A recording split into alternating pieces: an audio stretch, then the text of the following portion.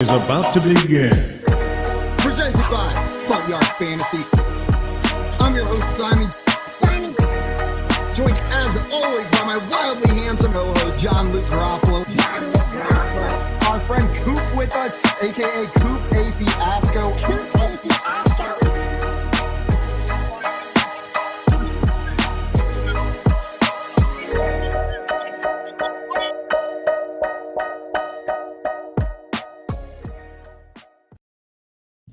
What's up, everyone? Good morning and welcome in to the Front Yard Fantasy Morning Show here on Better Sports Network. I'm your host, Simon, joined as always by my co-host, John Luke Garofalo. John Luke Garofalo. What up? JL.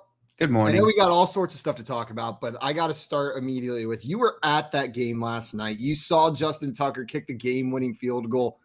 You have your Ravens shirt on, so clearly you're a Ravens fan. For anybody that doesn't know, how was it? How did it feel? How was the atmosphere? The atmosphere was potent. The atmosphere was wild. Nelly played the halftime show in what might have been the cringiest concert I've ever been to. It was they brought out, it was so bad they brought out Ray Lewis in the middle of it to get everybody hyped up because nobody was reacting. And then he just walks back into the tunnel. But it was incredible. It was a great game. Justin Tucker is automatic, man. That guy goes out there, he doesn't even worry. He's not even worried. No, whenever they got into field goal range after that big Lamar run, I was like, oh, cool. So Tucker's going to get to kick a game-winning field goal. It's what's going to happen in this game. Yeah. Yeah, absolutely unreal. And then you look at that score, you got the Justin Tucker show last night. Know what I mean? If he's approaching the end of his career, like, I'm glad. I know maybe it wasn't the Lamar performance that you were wanting from a game. Like, you didn't get the 3 touchdowns, you didn't get the crazy, but you got, what was it, 4 Justin Tucker field goals, including a game winner as the clock hit double zeros. Like, that's awesome. What a game. That's exciting that you got to be there for that. And the Ravens, yet again, continue doing what they do best. It doesn't matter if the opponent scores 15 points or 50 points. They are always just like, right in line. It's always a close game.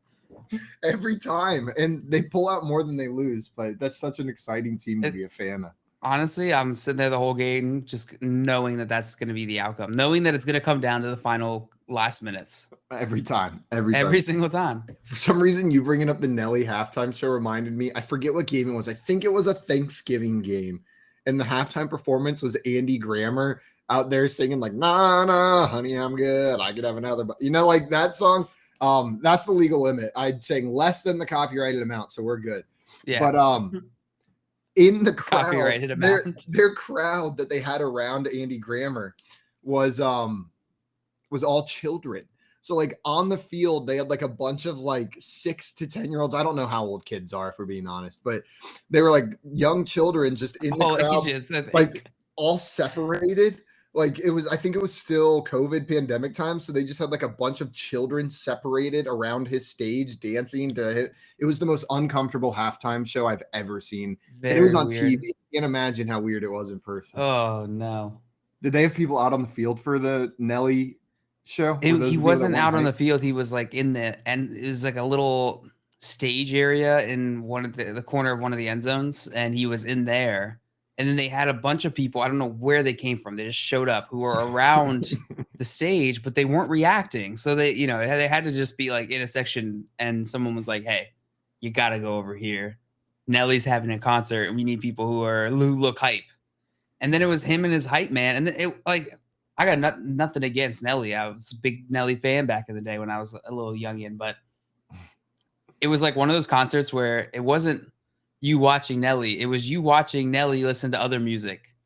Like they play like Florida Georgia Line, and then it was just Nelly like listening to Florida Georgia Line with Nelly is what it turned into. A night with Nelly is what it was. It wasn't It wasn't a Nelly performance. It was a night with Nelly. A night with Nelly. Dale, there was some other news, and while we're talking about that game, let's kick off with this one. Using next-gen stats ball tracking data, Justin Tucker's game-winning field goal crossed the upright with a Y-coordinate width field of 26.52. The exact middle of the field goal is 26.67. That is, if the uprights were half a yard wide, 1.5 feet, the kick would have still been good. They could have set up a 1.5 foot wide field goal if the center stayed the same and Justin Tucker's kick still would have gone right down the middle. That's nuts. That's wild. That is so wild. Look, that's Tucker right here. From 46 yards away. That's insane. Like, I'm just thinking about from 46 yards away. That's how far it was, right? Yeah. No, was that the last one? Because he had a 53 or 55 yarder earlier in the game. Whatever, any of those numbers, 1.5 yards, like it doesn't matter. You can make that number 30 yards, and I'm still sitting there thinking like a 1.5 foot window that you have to kick the ball through. Insane, Insanity. We got Craig in the chat saying, you guys are the best and good morning. No, you're the best and good morning. You are the best, sir. And Tommy's saying, what a game, Jay. What a game indeed. What a game indeed. Great job. Great job last night, Joe. What a game. Thanks. It was all me. What a game. The NFC East is a collective 14-6 so far this season, and 3 of the losses are to itself. This comes to you from Benjamin Solak. NFC East, we thought it was a joke of a division, but they're 14-6, 14-3 against all other divisions so far. Joe, what do you make of this division? We've got the Cowboys sitting at 4-1 after beating the Rams. Eagles looking top tier as well. Commanders maybe a little bit better than we expected. Yeah, I think this is an interesting powerhouse of a division that we've turned into over here in the East. And you notice I skipped. I shouldn't have skipped them. I just keep on disrespecting the Giants, also sitting at 4-1. Also 4-1, yeah. Yeah, I was just about to bring them up because out of all these teams, Simon, if you're gonna put money on a single one, which one are you putting money on? Eagles? To do what? To win the division. What else would it be? I'm just making sure to come in last. Like I could have done that as well. To eat 34 hot dogs. To eat 34 hot dogs. I got to go with the Cowboys. I'm imagining Jerry Jones gets in on this and he can guzzle some hot dogs. I'm sure of it. I bet he just wets it and just slides it right on down. He doesn't even chew. I was perfect. That's exactly how I was picturing it. No bun. I'm just picturing him like taking a pack of hot dogs from the fridge. He doesn't cook them. He rips the plastic open with his fingers, so it stretches a little bit. There's no knife, and then he just takes the hot dogs. Juice is going everywhere, one by one, and he doesn't swallow. He just like pushes it down. Know what I mean? Like there is no swallowing action. It's just a force. Just a force down the throat, and he does it one hot dog at a time. That's how Jerry Jones eat hot dogs. Yeah, he swallows it whole. That's disgusting. We've got JL in the chat saying, "Can I become a Ravens fan? I just can't." JL's ma. That's my mom. JL's ma. Yeah, come on. You can become a Ravens fan, 100%. JL's ma. I see. I was reading that as Jilsma for a while. Jilsma, I know. She let me know. What's up, Jilsma? Welcome in. Jilsma. Yeah, Commanders fans. As we're talking about the NFC East, the Commanders are 1-4. They're the one team sitting down there at the bottom. But bunch of dinguses. To answer your actual question. If I had to put money on one team, it's the Philadelphia Eagles. I'm going to put my money on the Eagles. They look fantastic so far this year. Yeah, I'm with you. I'm enjoying watching them, which I said this yesterday on the late show. It's like, it's odd, like liking the Eagles. Know what I mean? Not that I've disliked them. They're not a team that like I've hated, but they've never been one of those teams where I'm like, that's a very likable team. But it seems like with the players they have out there, like it's just a team that I'm rooting for. I don't know if it's like the underdog effect, like they're not expected. I think maybe it's Jalen Hurts, but this is a team that like I enjoy cheering for the Eagles this year, which I really haven't in the past. Yeah, no, I'm been hyped, especially since I was pumping them up all off season. Always feels good when those end up working out. We talked about this on our morning show a little bit. Aaron Rodgers has thrown 502 touchdown passes in his career. Mercedes Lewis is the only former first-round pick to ever catch a touchdown pass from Rodgers. All of Rodgers' TD passes have gone to players drafted outside of round one. Yeah, they haven't done that dude any favors, but he's killed it anyways. But I think he's getting sick and tired of the way this offense is looking this year. We saw Randall Cobb with the 13 targets, and I think those were like 13 targets of pure frustration. Like 13 targets. It was like, I know Randall Cobb can do something good. I've won games with Randall Cobb before, and it was just like a point of emphasis to like get the ball to Randall Cobb. If anybody was to do that, it would be Aaron Rodgers. Not a doubt in my mind. We talked about it yesterday on the Late Show, but did you see the quote from Aaron Rodgers? Something along the lines of like, he's going to consider retirement at the end of the season, depending on the development of the rookie wide receivers. No. Can you imagine being Romeo Doubs or Christian Watson and he's out there saying like, well, depending on how they develop, I will or will not retire this year. I forget the exact wording, but like, what kind of confidence does that instill in your teammates to come out and say something like that? None. It's funny. It's funny. If he does retire, those guys need to say for the rest of their lives, like as a point of fact, like I made Aaron Rodgers retire. Like I showed up, did my thing, and he said, I'm out of here. Got out of there. Yeah. On me. We had, unfortunately, quite a few injuries yesterday. Rashad Penny fractured his tibia. He's expected out for the season. That poor dude. I know. Every freaking year. I wish he could stay healthy. And this isn't like one of those injuries that gets re-aggravated. Know what I mean? You don't like aggravate your tibia unless there was a fracture sitting there that you made worse, right? Like this is just you can't aggravate a pre-broken tibia. Exactly. Like this is just sucks. Like this could happen to anybody. Rashad Penny was seeming like he was picking up some steam, but Kenneth Walker stepped in with Rashad Penny out, and it looks like he's going to be the starter for the rest of the season. So if you have Kenneth Walker, good signs for him. Hopefully Rashad Penny's able to heal up and get back out there next year. Pat Freiermuth. He does? I don't know. I bet he gets back out there on the NFL field. I don't know if we'll ever see him as a starting running back again. Like, yeah. I just don't know if we'll see him get a starting role. It was already just tough timing. They didn't renew his 5th-year option. And he was already, first-round draft pick, hadn't really produced up until last year, end of last year. So I just think it's a timing thing. It's going to be tough. It's going to be very tough. Craig in here saying, depending on the development of Joey and Jay, JL may consider retirement from FYF after this season. Yeah, Joey and Jay, get your shit together, or JL's out of here, and I'm following him. Pat Freiermuth suffered a concussion in this game. It was his 3rd in the last 12 months. And I've said this already. It's not what I'm calling for, but with 3 concussions in 12 months, like, I hope he's at least considering or talking to doctors about his like medical future whenever it comes to his brain health, right? Because having that many concussions in a short time frame is scary. Like it can have lifelong consequences. So hopefully he's getting cleared and checked out and considering the option that maybe like I wouldn't be shocked to see him retire is what I guess what I'm saying. I'm not calling for it, but like that amount of concussions in such a short time frame is so dangerous for the human brain. I hope he's taking it seriously, and it sounds like the NFL is starting to take concussions a little more seriously as well. True. But another one, Chris Olave, a concussion as well. He went down, hit his head. I saw that one live. Yeah, I saw that one live. God, and the camera just like pointed right into his, like you were looking into his eyes, and you could just see it again. Like every week for the past like 3 weeks, it's just these terrifying, scary hits, and take the camera off them. Like, know what I mean? Stop like showing these people that are clearly brain injured on TV. It's not a good look over there. And Tommy's saying, seems like way more concussions this year. Are we just more aware?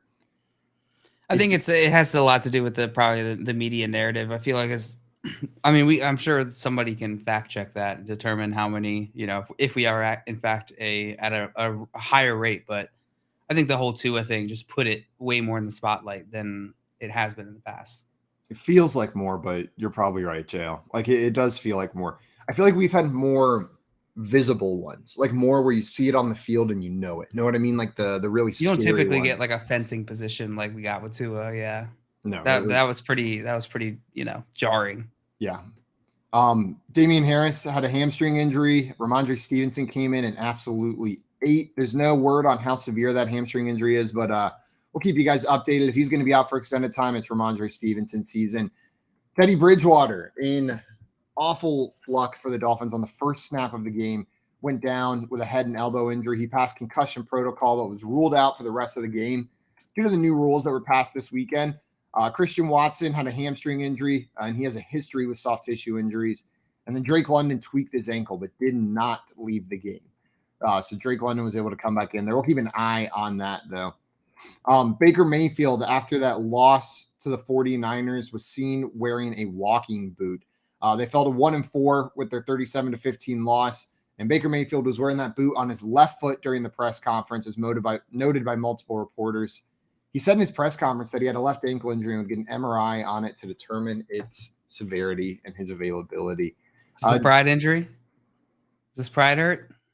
Because we saw him, like we saw the hit that did it. Know what I mean? Like when he got up and started limping and he came off the field for a little bit and they said, oh, I bet he'll be back. And he came back out. I think this is an actual injury. That being said, I'm sure his pride is injured as well. This has been a rough start to the season. Baker has not looked good.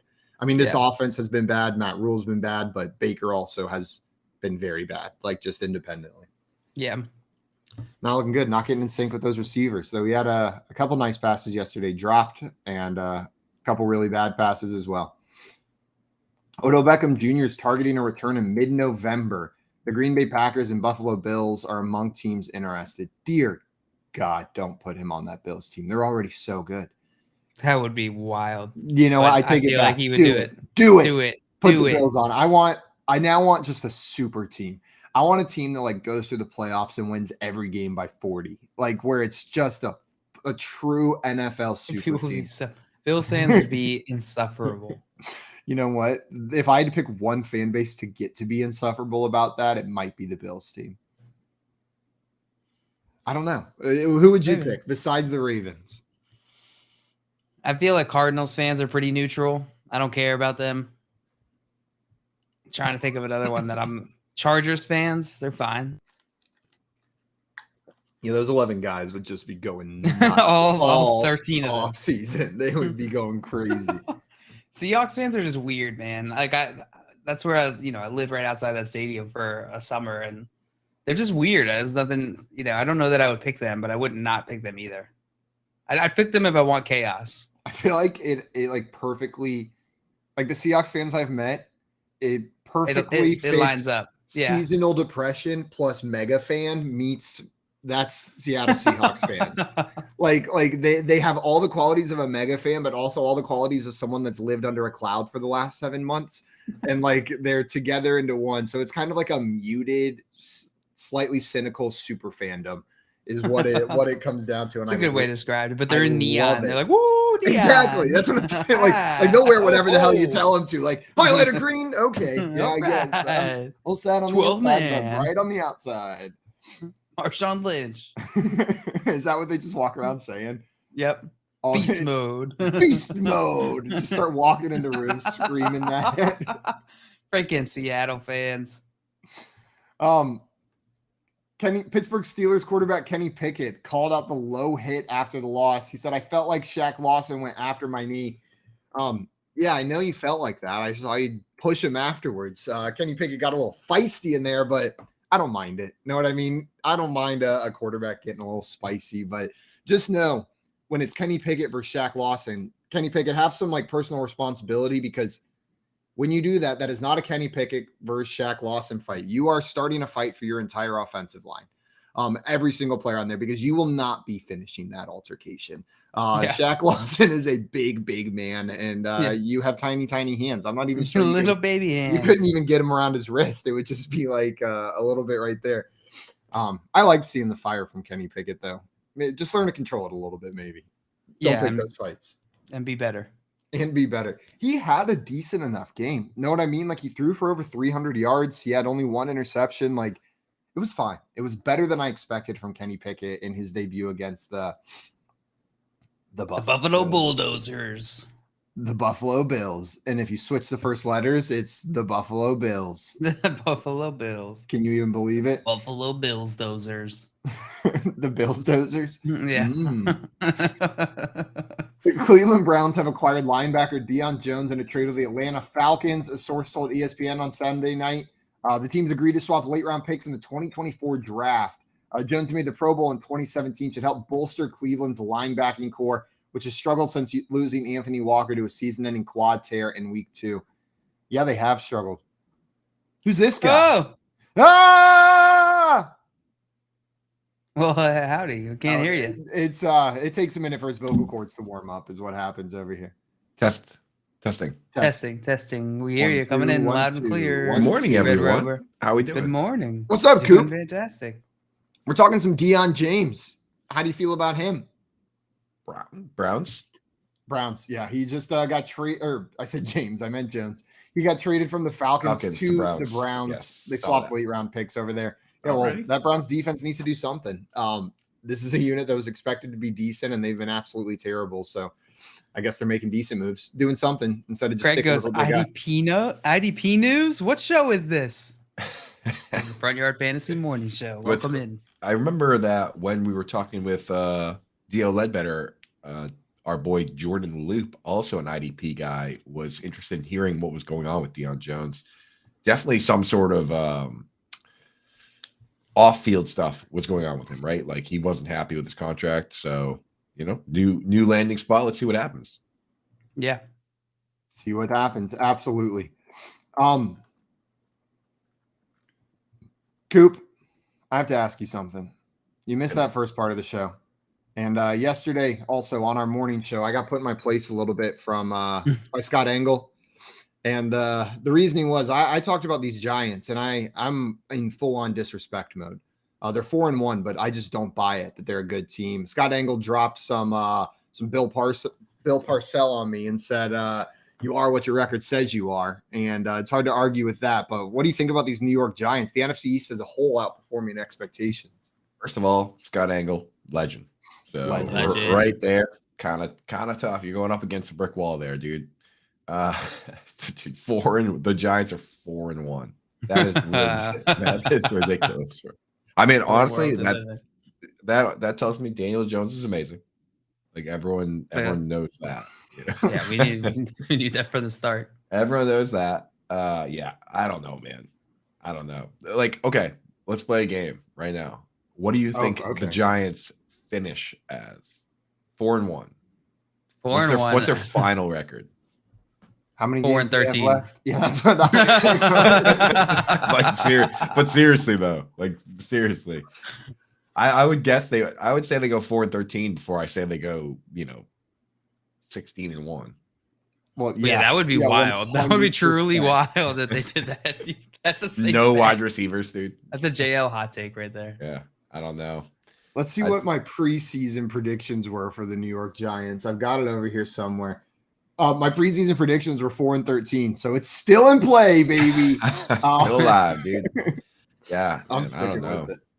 That's crazy. 4-13. I think they finished 9 and whatever. Yeah, 9 and 8. I'll give them 17. And I'll give them the inverse. I'll give them 8-9. JL, you give them 9 and 8. I'll give them 8-9. This team could easily win 10 games. No, what's the rest of the schedule look like? My God, they got the Ravens next week. JL, you scared the 4-1 Giants coming to town, or maybe you're going to town. I'm not. Dude, there are only 6 losses in the entire NFC East right now.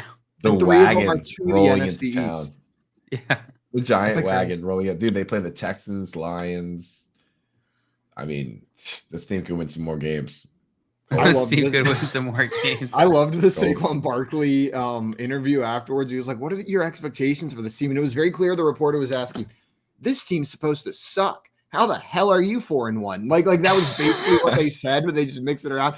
And Saquon wasn't shy about it. He was like, "Yeah, we're real gritty. Like this is a real gritty team," is the word that he used. Full of gritty players. Of course we can pull these wins out.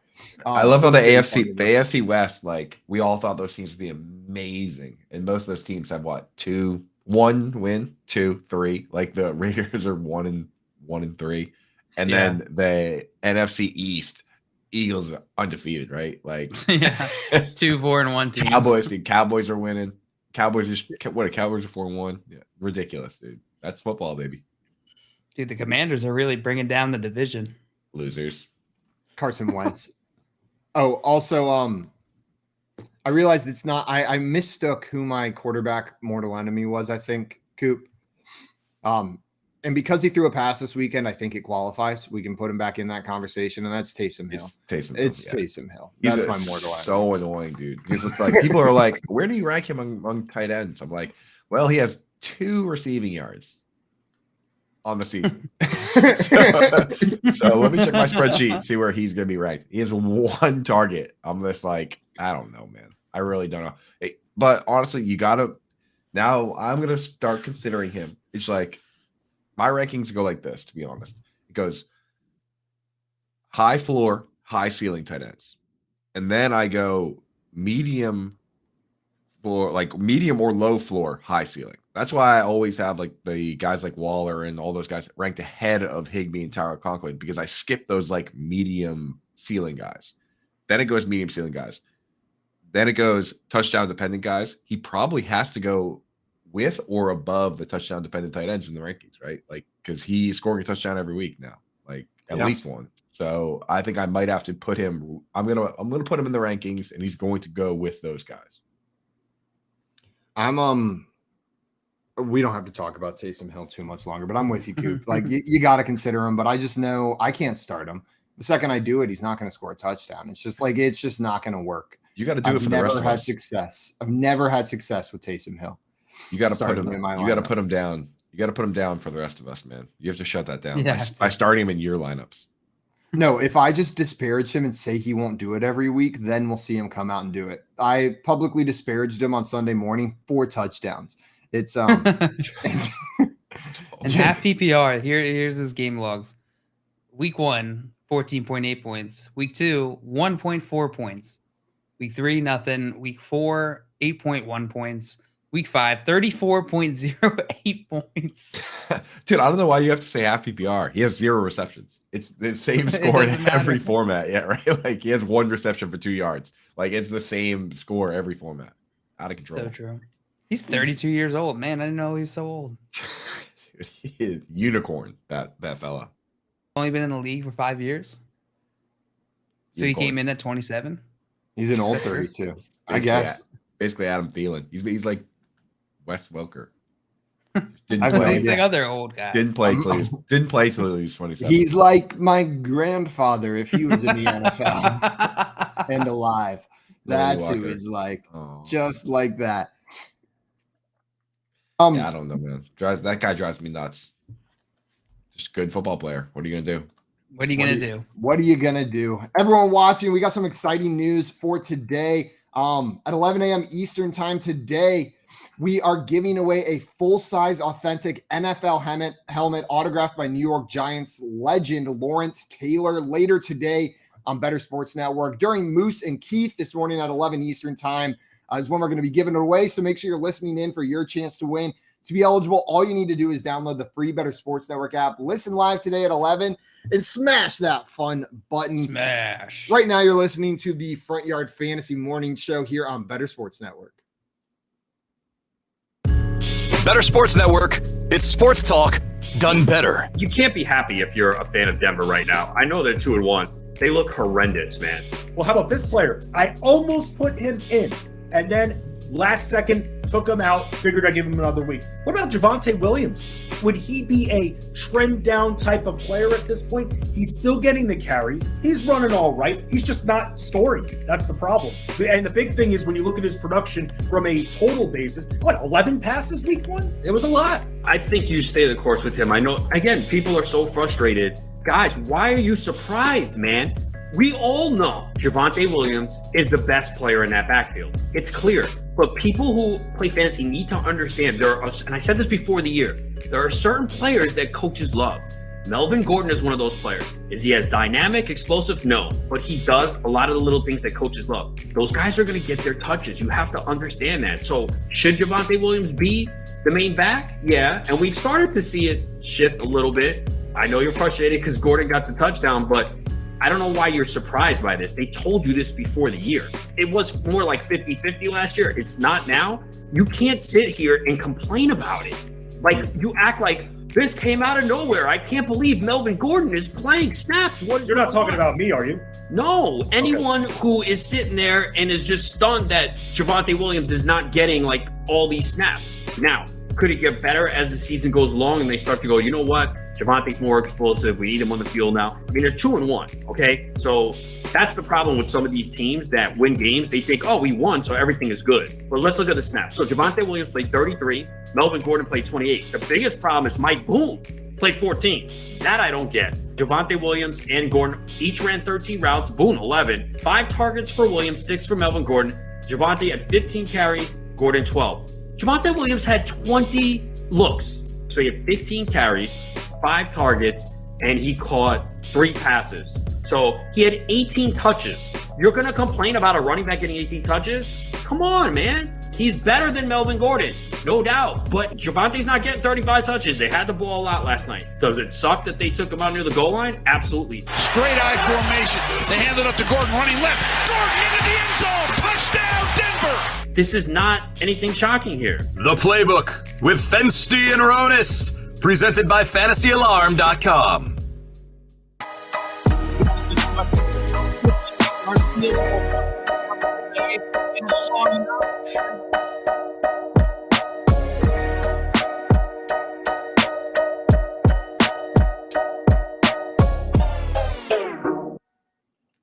What's up, everyone? Welcome back into the Front Yard Fantasy Morning Show here on Better Sports Network.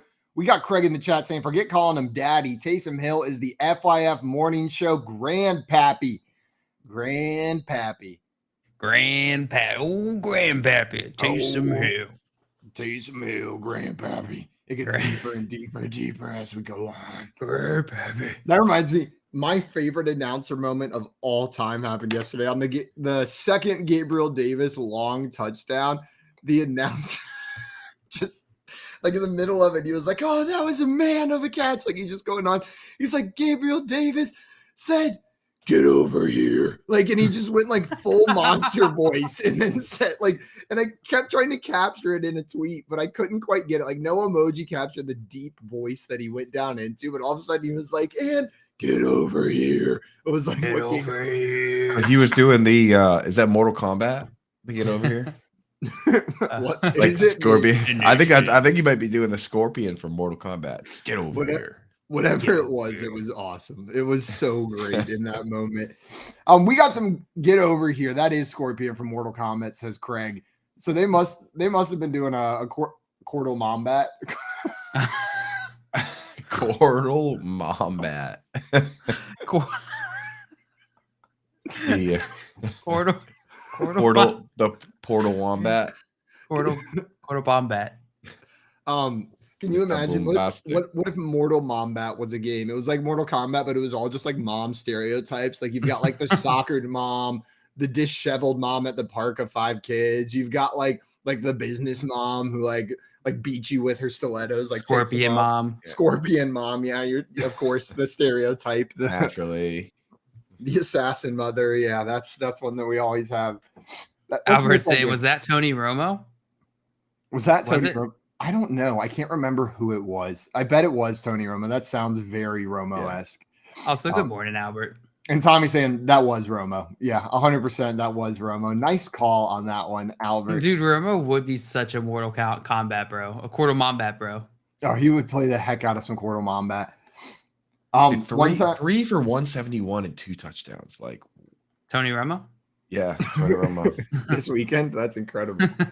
He's back, baby. He's back. Who was 3 for 171 and 2 touchdowns? Gabriel Davis. Gabriel Davis. 57 yards of reception. Classic. That's insane. That's truly Classic insane. college stat line, right?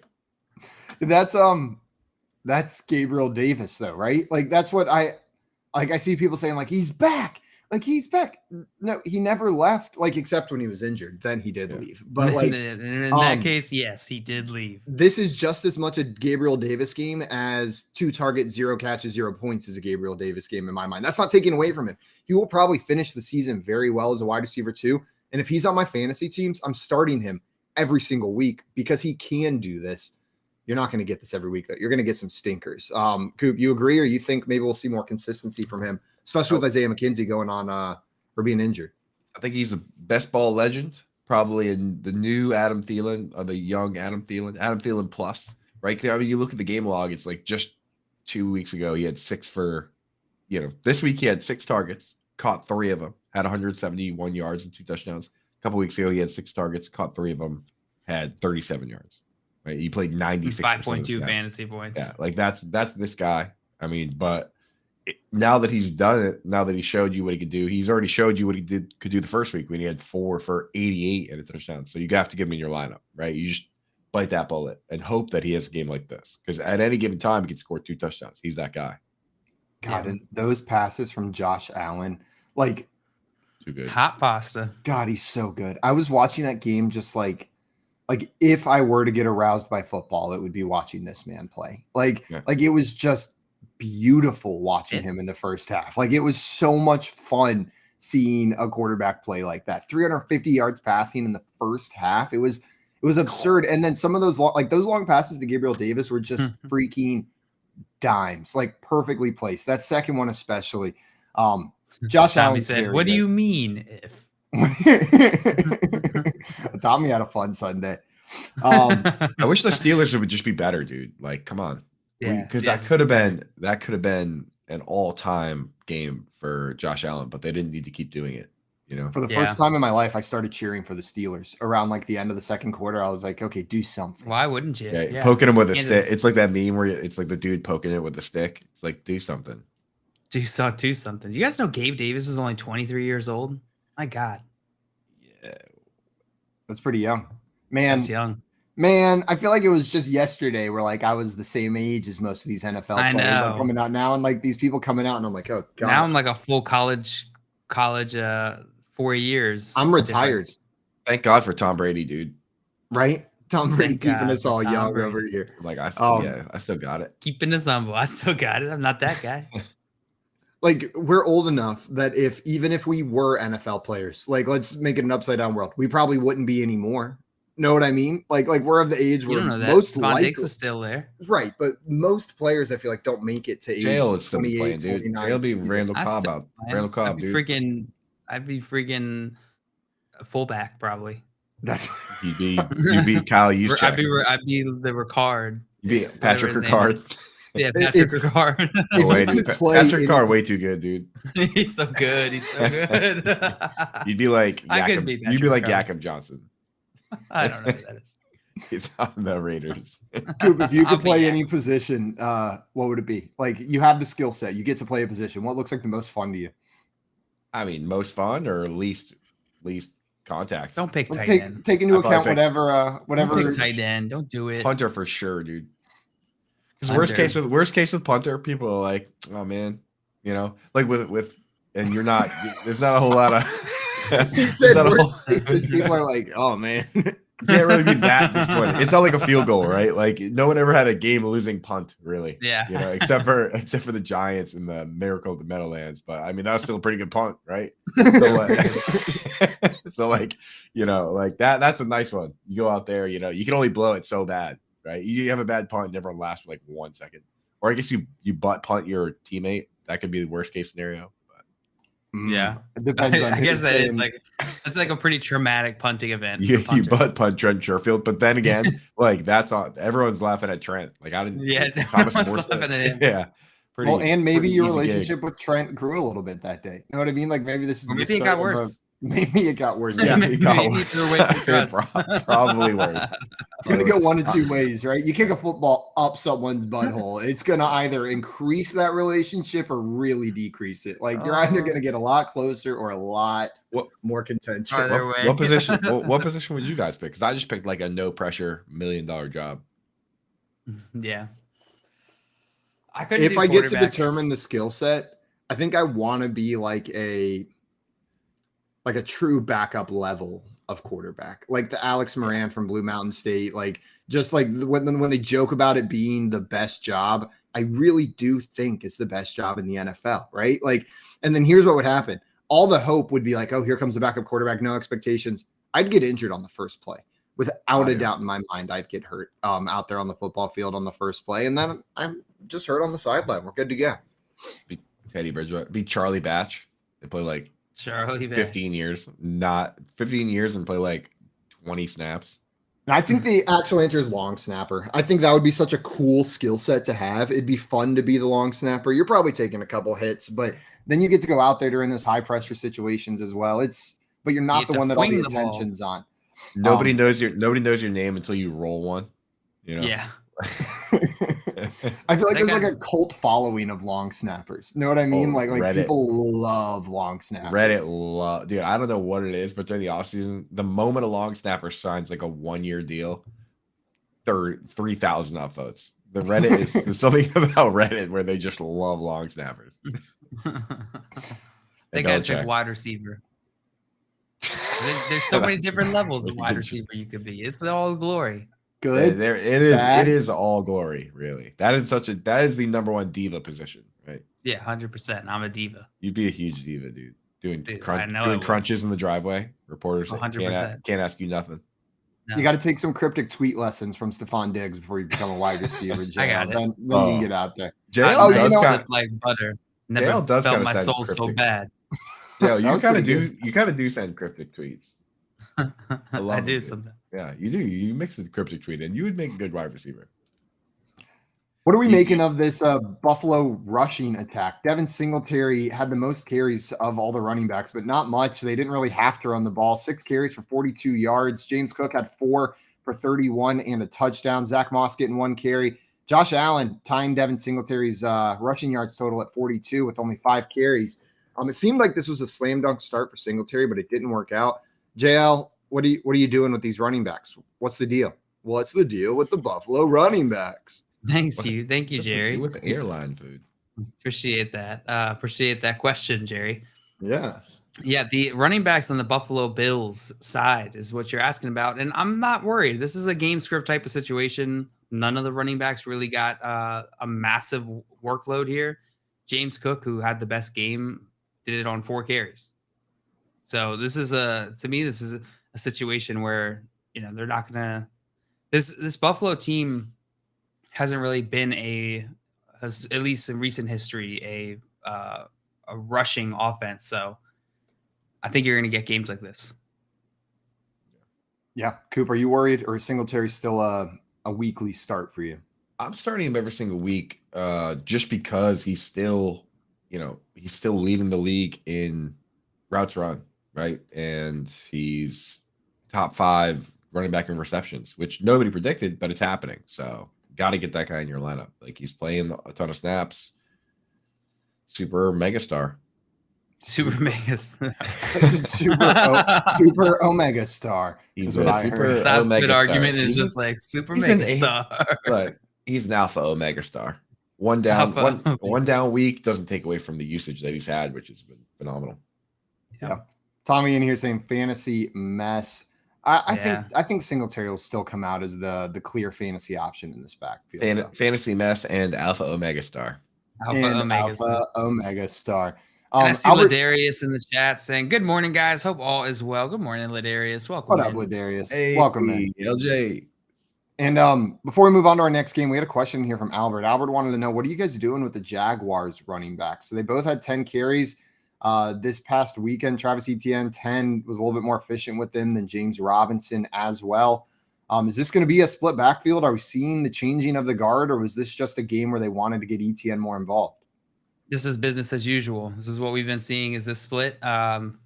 We knew that this was probably going to happen, right? Travis Etienne was going to have better games than James Robinson going forward. And I think this is what you got to expect. You got to expect each of these guys to have some games are going to be James Robinson games. Some games are going to be Travis Etienne games. Some games they're both going to do well. Some games neither. Scalding take from JL. Some games.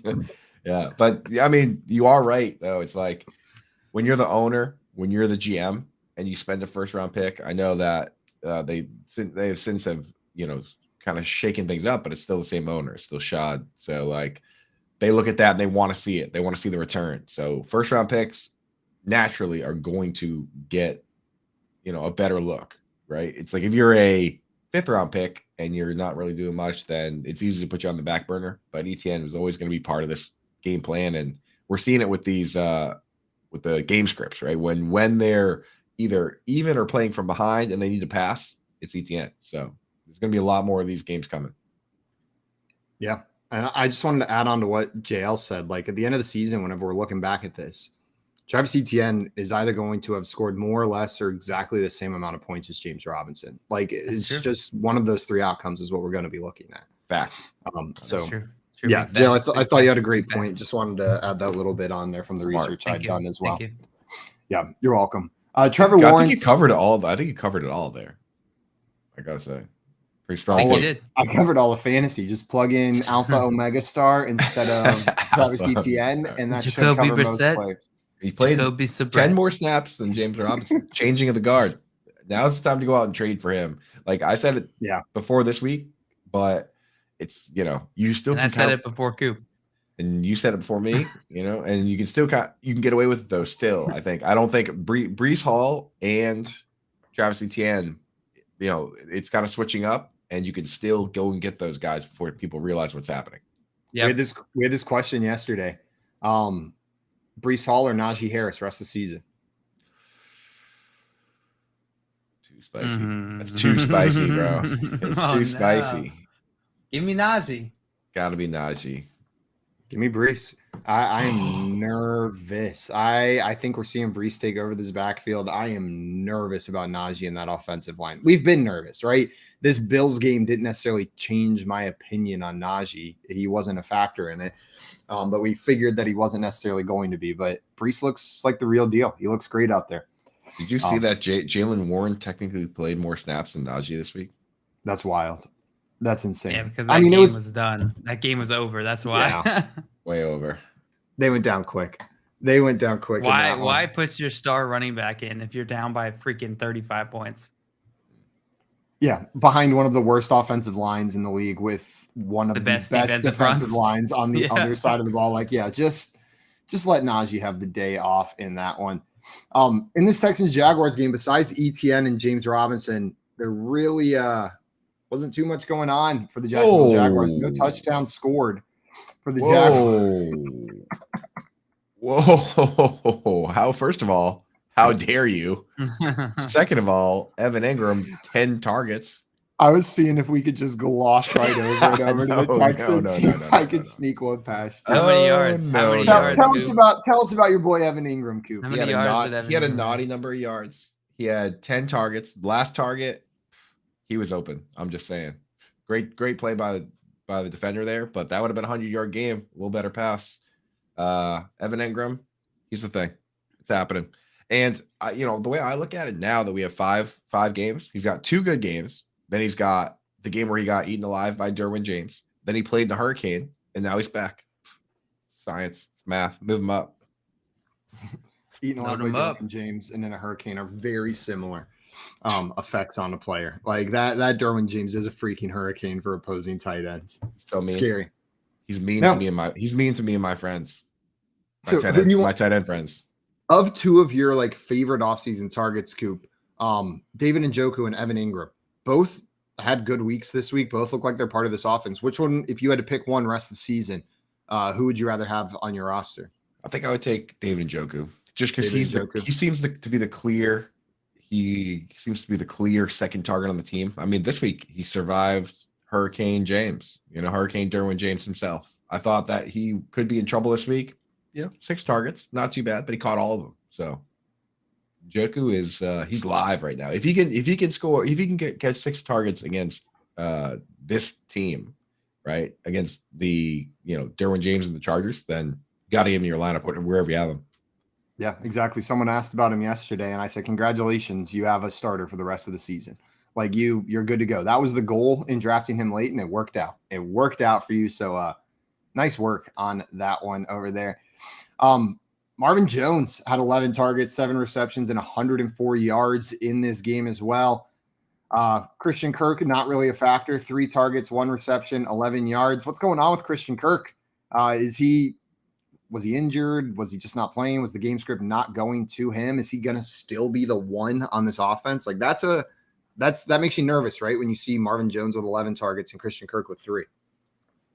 I mean, yeah, I think that puts him in this not must start category that we were really, classifying him as in this first part of the season.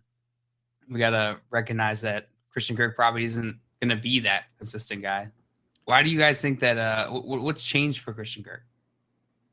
His underpants, probably. I hope. Yeah. Just played 72 of 75 snaps and caught 1 pass. Like that's all exercise team stuff right there. Last week, how many targets did he get before he caught 1? 5, 6?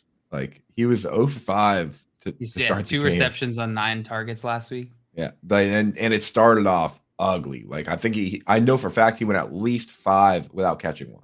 I think it could have been 6, but I remember looking at it and saying he has 5 targets and no catches. What is happening? So I don't know. I think Christian Kirk, just given the usage, I mean, you got to get him in there. I think this one was just a down game, but it's also not like the Texans have any shutdown corners. I mean, can you name, without looking, can you name a single player on the Texans defense? Yes. I used to. What? No, he's on the Cardinals. He used to be. He used to be. Yeah, I was trying to sneak one past you. Yeah, I know that. The only one I can think of on that team is the rookie they drafted, Jalen Petrie. Like I can't even think. Derek Stingley. There you go. Derek Stingley. But that's crazy though. It's like we talk about football every single day, and this defense is just a bunch of guys that like. Who cares? I mean, I'm sure Jordan Loop and Craig could name a bunch, but they're weirdos. So DJ Reader's on the Bengals now. That's go. right, because he was in the game last night. There you go. Jordan Gruger Hill. Pamu Gruger Hill. Yeah, that's a good one. Got another one from him. Linebacker. Christian Kirksey. Okay. Well, now that you're saying them, Loop, it rings a bell. Yeah, now it's so much easier. Now that you're just saying them, it's pretty easy. Steven Nelson. Let's just spend the rest of the day naming Texans defenders. I think that sounds fun. On the Texans side of the ball, Dameon Pierce looks good. He looks like a good running back. You probably want to start him every week going forward. He probably Eli Apple on the Texans. Nah, but maybe. I don't think his mommy let him go to the Texans, if I'm not mistaken. Right? Really, it's a mommy thing. She wouldn't let him go, if I remember correctly. Wasn't he the one with the really overbearing mother during the draft process? Like, isn't that the thing that happened with Eli Apple, or am I making that up? I don't remember when he was. I'm not sure, but I like to think that that's true. Yeah, I like the story that you've told us. Yeah, historically, like I always, no matter what, side with rumors. Like every rumor, they're always more fun. Every rumor is true until proven false, especially ones that I think are funny. Oh wow, yeah. These his half brother does not have nice things to say about Eli's mother. About Eli Apple's mother over there. And Albert letting us know Eli Apple is still with the Bengals. Nice job, JL, pulling that one out. You follow Eli Apple all the time? You just know where he is? Yeah. He's your favorite NFL player. What do you guys think about Dameon Pierce, though? RB2 rest of the season? How are you viewing him? Yeah. I mean, good running back on a bad team. Sounds like the formula for RB2. Right? Yeah. There's not that much ceiling because of that, but he's getting the work. 26 carries. You can't argue with that. Rex Burkhead not stealing anything from him. Just getting in there on some passing. The Texans are using they won this week, but they're using the Jaguars school of just hand it to your running back a million times while you lose. Like the James Robinson year where they were like kind of losing on purpose, but they still gave James Robinson like 20 to 30 carries. Kind of love that for fantasy. I wish the Bills would have taken that approach with winning. Yeah, then they would just pass it, give it to their running backs. They just didn't do that yesterday. Are the Texans going to pick first overall next year? Probably. Yeah, that pesky tie, dude. That's what did the Lions in last year, right? Lose.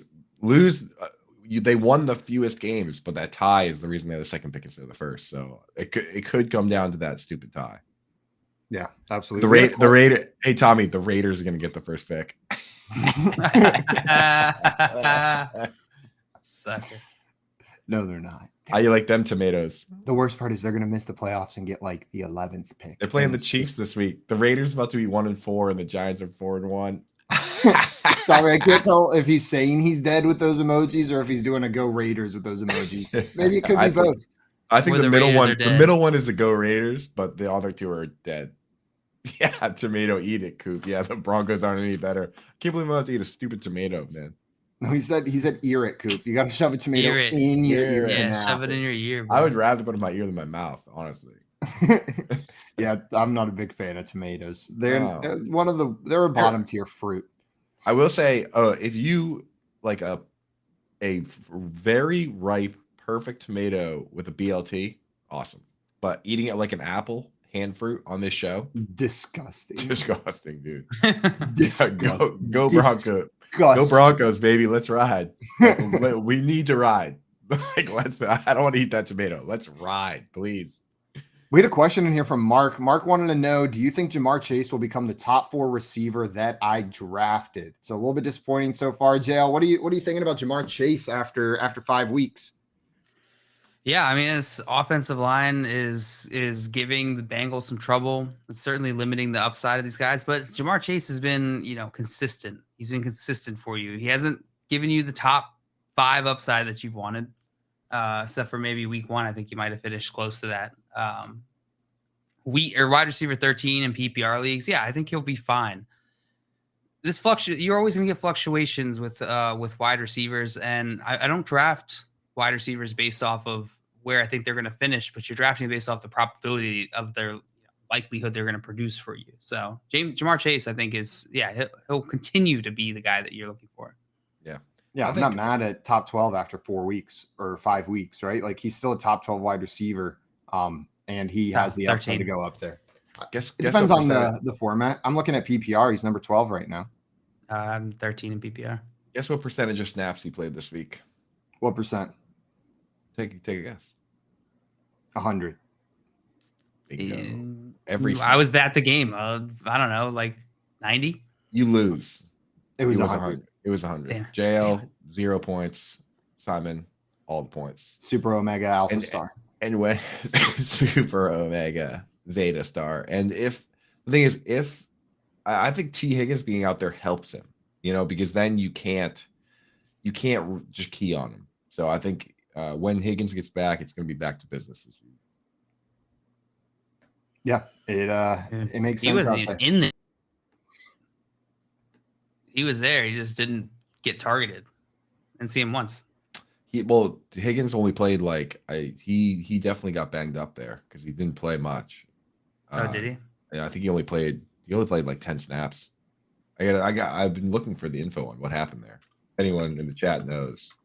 But yeah, he only played 10 snaps. Yes, big old skunk for ankle injury. Managers. Yeah, absolutely. Guys, coming up, we're going to keep on breaking down these week 5. I forgot what week it was. Week 5 games for you. We're going to play a little bit of Fantasy Detective, preview some Monday Night Football. And then our friend Juan Carlos Blanco is coming on the show a little bit later today as well to talk some Monday Night Football. You're listening to the Front Yard Fantasy Morning Show here on Better Sports Network. Make bets and follow your fantasy team while you buy, sell, and trade collectibles in real time. Only on Better Sports Network. Surely, kickers never retire, I think. They just continue playing for all eternity. Like, there's only ever been 30 NFL kickers. Yeah, they're always readily available too. It seems like, you know what I mean. Like they just get called up. They're like, you kicked for us 10 years ago, right? Why don't you run it back? I imagine every single kicker that gets the call is on a high school football field somewhere, just practicing field goals after hours. Like it's like 9 p.m. and they're out there just in the local high school kicking field goals, and the phone rings. They get a call and they're like, yeah, I'm ready. I've been practicing with it. I have an amazing kicker story. If you guys have a second, dude. I got a couple. The number 1 all-time field goal kicker is Adam Vinatieri. The next 2 guys are Morton and Gary Anderson, right? Gary Anderson was a dude from South Africa that just played rugby and soccer. He just could absolutely boot the ball, right? They bring him over and he does a tryout and he's just absolutely crushing the ball. And all these colleges are like, dude, we want you to come kick field goals for us. And he goes, I don't even want to play football. He goes, I want to play soccer. He goes, I want to play soccer. He goes, so if I can come to your school and play soccer, I'll also, in the fall, I'll kick for the football team. And Syracuse was like, yeah, sure, whatever. You're on the soccer team. Come on. And he went to Syracuse to play soccer, but also kick field goals. And then he ended up being a top 3 point scorer in the NFL all the time. That's ridiculous. And his answer to recruiters was, I don't want to play football. I'll do it in my spare time. Yeah. Yeah. He's like, you got a spot for me on the soccer team. Syracuse is like, yeah, we got a spot for you. We don't even care about our soccer team. We don't even care. It's totally at that spot. They had to cobble together a soccer team. This guy's the captain. Oh my God. It's like Accepted, the movie, but they just had to throw together a whole fake soccer team. Somehow they still got Justin Long. Right, yeah. Adam Sandler's the coach. And dude, imagine they win the national championship. That's a movie, dog. Yeah. Boom. Someone call up Disney. Yeah, we just wrote a movie for you, Disney. This has Disney sports movie written all over. I'm borderline crying right here just thinking about this movie right now. Dude, the story gets even crazier. Like I should have looked it up again, but like it was like a high school coach that went and found him, and then that high school coach ended up being somebody crazy famous that like coached for the Rams. Stay tuned for sports. Talk about your picks, your fantasy teams, and your sports collectibles on Better Sports Network.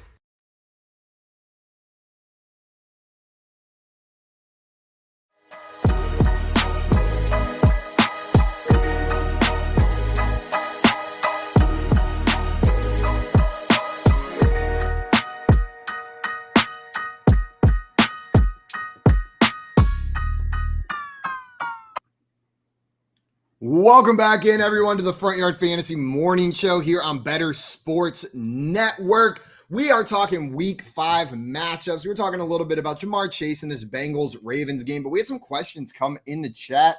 One regarding Mr. Dalton Schultz that I wanted to hit. Lucius had a question for us, said, what is going on with Dalton Schultz? Is Dak going to improve him when he gets back? Coop, you always say when we got guests on, you go, I'm a big tight end guy, so I got to ask. Big Coop, tight end guy. You're a big tight end guy, so I got to ask, what's going on with Dalton Schultz?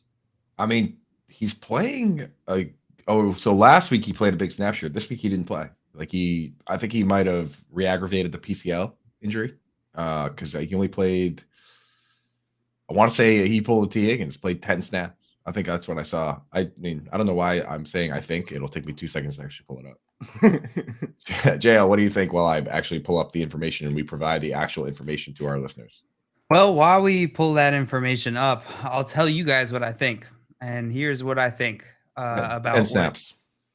10 snaps. That was really good. Thanks for covering, JL. Thank God. Thank God. Nice take, dude. You Yeah. almost had to give an analysis, I'm not thinking of anything. So there you go. There's the answer on Dalton Not a Schultz. single thought going through his head. I thought for sure you were going to be like gabagool, lasagna. So JJ Zachariason said it best on Dalton Schultz this offseason on Twitter. He basically said, boogity. what is there to like about, he said, oogity boogity. And I was like, Yes. You're making a lot of sense. So he said, what is it about Dalton Schultz that we like besides the opportunity? And no one had an answer because he's not particularly fast. He doesn't really break tackles. He's not good versus man-to-man. He's not good in the red area. It also just kind of seems like a punk. Right. He's a jerk. No, he feels like personally, I don't like him either.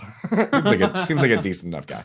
But there's nothing to like about him besides the opportunity. And it almost seemed like he pulled a Robert Tonyan, like a 2020 Robert Tonyan, where his best attribute was that teams would forget about him, right? Because they had Amari Cooper, they had CeeDee Lamb, and he was just, according to Pro Football Focus last year, more of his catches were uncovered than he had versus man-to-man.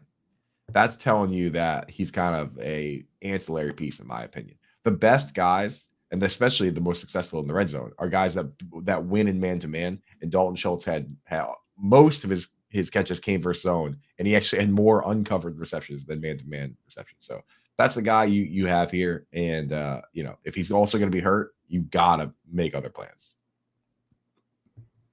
Yeah. Another tight end comment down here. Fantasy Doc saying it's a sad fantasy day for any manager that doesn't roster Taysom Hill. No. I got a feeling I'll be seeing a lot of him in the playoffs.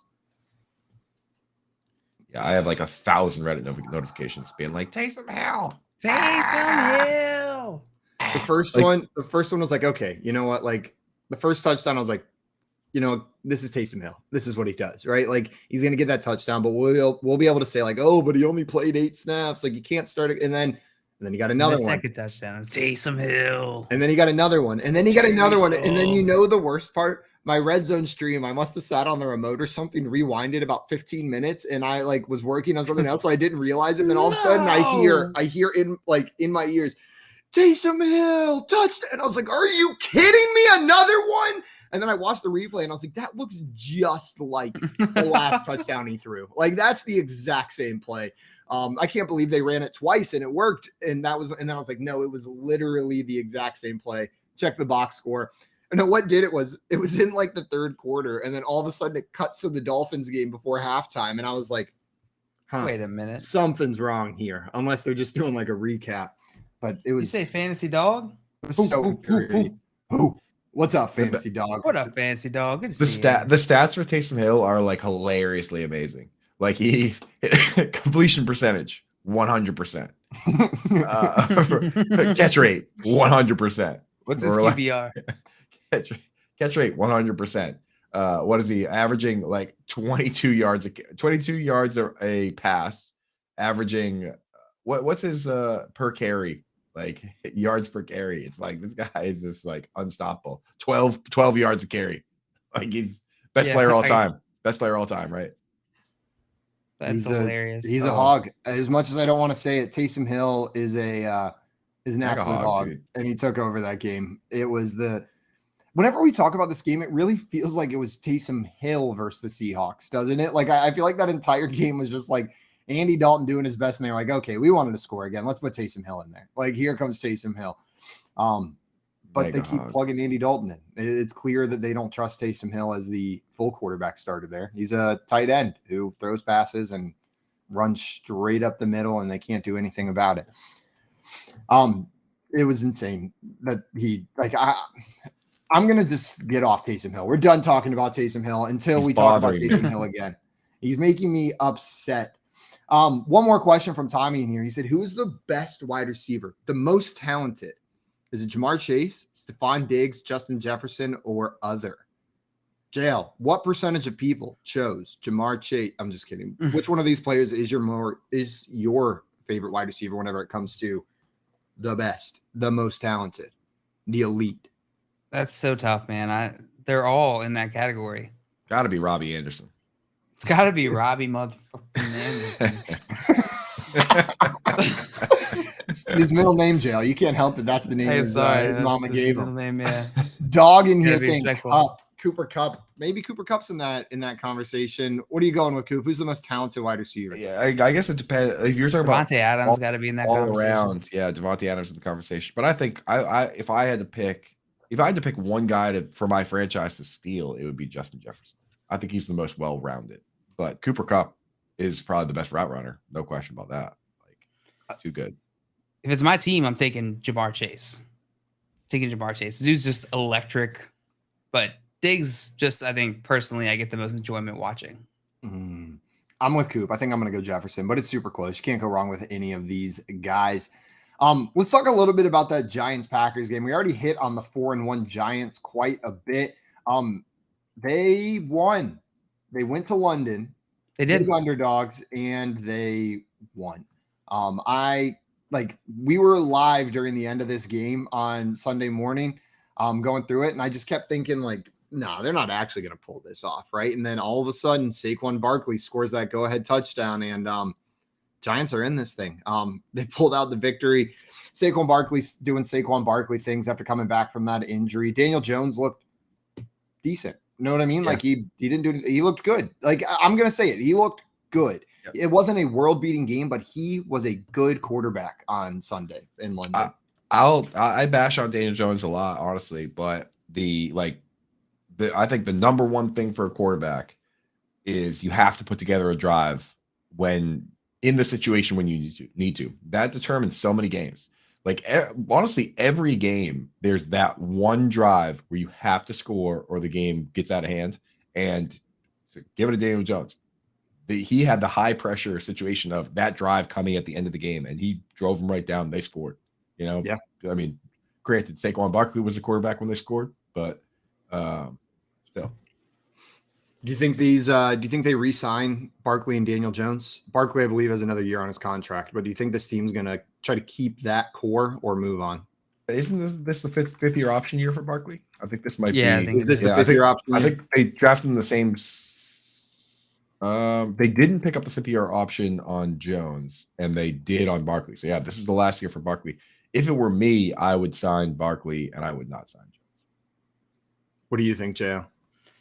Yeah, I would do the same thing. I think Barkley is instrumental to this team. I mean, I don't know though. They might be in 25. The way that their draft is going. Or I'm sorry, the way that their season is going. I don't know that they're going to be in a great position to get a quarterback in the draft. So they might need to re-sign Daniel Jones. I don't know. Very true. They could get one of those second-tier quarterbacks. They could pick up a DJ Uiagalelei in the second or third round and still have major problems with their Cooper Rush. They'll just have a beefier Daniel Jones behind the line is what DJ is. He's got give Dable DJ though, and that might be interesting. Beefier Daniel Jones is basically what Josh Allen is, right? That's a good point. Yeah, that's 100% same person. And Brian Dable kind of made Josh Allen. People forget that Josh Allen was bad, big time bad. Yeah, super inaccurate thrower. He was, very raw, but like he came around. You guys are getting me excited about a possibility of Dable with DJ Uiagalelei. Like the problems that Uiagalelei has, I feel like are what Dable fixed with Josh Allen. And he's 6'4", 236. Like he's a big dude, and when you watch him play, like he drags players with him. Yeah, quarterback for Clemson. Talking unbiased take from. I'm sitting here saying he's a flawed prospect. Like he should not be a first, probably not a second round pick. But the idea of a coach like Dable getting to work with him is exciting as a Clemson fan and as an NFL fan right there. And Dustin said, how about they sign Tyler naturally Huntley? as a fantasy analyst that has to talk about these players, naturally I root against guys like that because I don't want to have to figure out how to say his name. That's fair. Say it one more time. Uiagalelei. Uiagalelei. There's no N. There's no N, but it's like Tua Tagovailoa, where like there is that N sound, even though there isn't an N. There's no N. Uiagalelei. Did I say it right? Uiagalelei. All right, now I'm rooting for him now that I know how to say it right. And now you get to impress everybody. Yeah, now I'm in. All right, huge. I just love the announcers in every game. You could tell practice so much because they're so. As soon as they say it, they're so careful every time. DJ, real name, fake name. DJ's probably his real name. I mean, I assume it's short for something, but it's probably his real name. David John. If I had to guess what DJ stood for, I would have guessed David John, just because those are like the two names that come to mind immediately with D and J. You know what I mean? Like if you said you have 1 second, what does DJ stand for? It would have been like David John. Just throw that out there. Joseph. Dustin in here saying, how about they sign Tyler Huntley next offseason to the Giants? JL, as a Ravens fan, you'd probably be sad losing your backup quarterback. He's been fun to watch. You cannot have like a more different quarterback than Daniel Jones than Tyler Huntley. Yeah. I don't know. You got some of that mobility, right? But they are different guys. They're just like different types of players. Yeah. Yeah. I like Tyler Huntley a lot, honestly. And people were like, oh, well, he's so good. Why did teams trade for him? The situation with Tyler Huntley is they have him on the unrestricted free agent deal. So they're paying like $700,000. So he's the easiest, cheapest backup. And when someone does sign him next year in free agency, the Ravens are going to get a third round compensatory pick probably, or fourth round. So like anyone that wanted Tyler Huntley that actually was going to trade for him, they had to trade a first or second round pick for him because they're going to get that pick. No team. Yeah, it would be sad. Since they came up with the compensatory picks, no team has gotten more compensatory picks than the Ravens, and it's like not even close. The Ravens are like the masters of the comp pick. So I need to do some more reading on like comp pick math because like I don't quite understand it, like where these comp picks come from. But you're right, some teams are just so good at getting that done. I need to do some research into that comp pick math so I can get a better understanding of that. Adam in the chat said, "Morning, boys." Morning, Adam. How you doing? Adam, what about? Adam had a question for us too. He said, "Hey guys, should I keep Trevor Lawrence as my starter this week, or try to pick up someone like Carson Wentz, Jimmy G, or Zach Wilson?" JL, you rolling with TLR? Or are you going with one of those guys? Let me pull up their matchups. Real quick. Get it up, JL. Matchups time. Week 6 matchups. Carson Wentz is playing. Ooh, is Carson Wentz on? No, Carson Wentz is playing Chicago. That's our Thursday night matchup. That's fun. Jimmy G has the Atlanta Falcons, which is pretty nice. Zach Wilson has Green Bay, which is neutral. And Trevor Lawrence has Indianapolis Colts. Ooh, Jacksonville going to whoop up on the Colts again? Whoopa. Oh, Matt Ryan's going to be so mad that he's going to come out there and so do mad. about what he did last time because the offensive line situation hasn't changed. I think I'd go Jimmy G or Trevor Lawrence. I'm pretty sure I'm going to have these guys pretty close in my rankings this week. So fine either way. If you're going to have to pick up Jimmy G, I'd just roll with Trevor probably. Jimmy G could throw 5 touchdowns in the next 5 straight games, and I would still be like, ugh, I have to start Jimmy G. Yeah. Like, yeah. You know what I mean? Like, he just perfectly described right. what it feels like to roster Jimmy G. Right. The novelty of how handsome he is wore off after like one season, if we're being honest. Like that first season, and it wasn't just us, it was the announcers as well. Like he would step out on the field, the camera would cut to him, and the announcers would say things like, God, he's so handsome. Like everyone was just enamored by this man's looks. And in fantasy, I was as well. I was like, he's going to be a star. And then I was like, God, it's so boring plugging Jimmy G into your lineup. There's just nothing exciting about it. Think about the pressure and scrutiny of this league. Like he's, one of the top, at minimum, one of the top 40 quarterbacks in the world. Handsome as all hell. And we're just like, that guy's a loser. Like Subway. Next! Subway money, right? Like, good Lord, dude. Like the scrutiny is just brutal, right? Like just good. I mean, man. Pretty funny. Yeah, B Kings in here said good morning, FYF. Good morning, B Kings. What up, B Kings? Morning, King. Let's talk a little bit about that Chargers-Browns game. Another game from the 1 p.m. slate as we're moving past the Green Bay New York Giants game. The Chargers ended up winning this one 30-28. And before we talk fantasy, before we talk any of the players, I did want to bring up the Brandon Staley analytics call in the fourth quarter. Did you guys see this? The Chargers are up 2. They're in their own territory, like on their own half of the field. Around a minute left in the game. It's 4th down and 2. And they went for it. They went for it on 4th down with a pass play to Mike Williams. Didn't get it. Turned the ball over on their own side of the field. Like borderline in field goal territory already when the Browns only need a field goal to win the game. The Browns had a chance, a 46-yarder to win it. Missed it, giving the Chargers the victory. But, God, that call to go for it on 4th and 2. The analytics say you're more likely to win if you go for it than if you don't. But JL, what do you think about that play call? Because people were not happy. He escaped with one because he won, it seems like. People would have been just roasting him if they had lost this game. Here's the thing that you have to remember.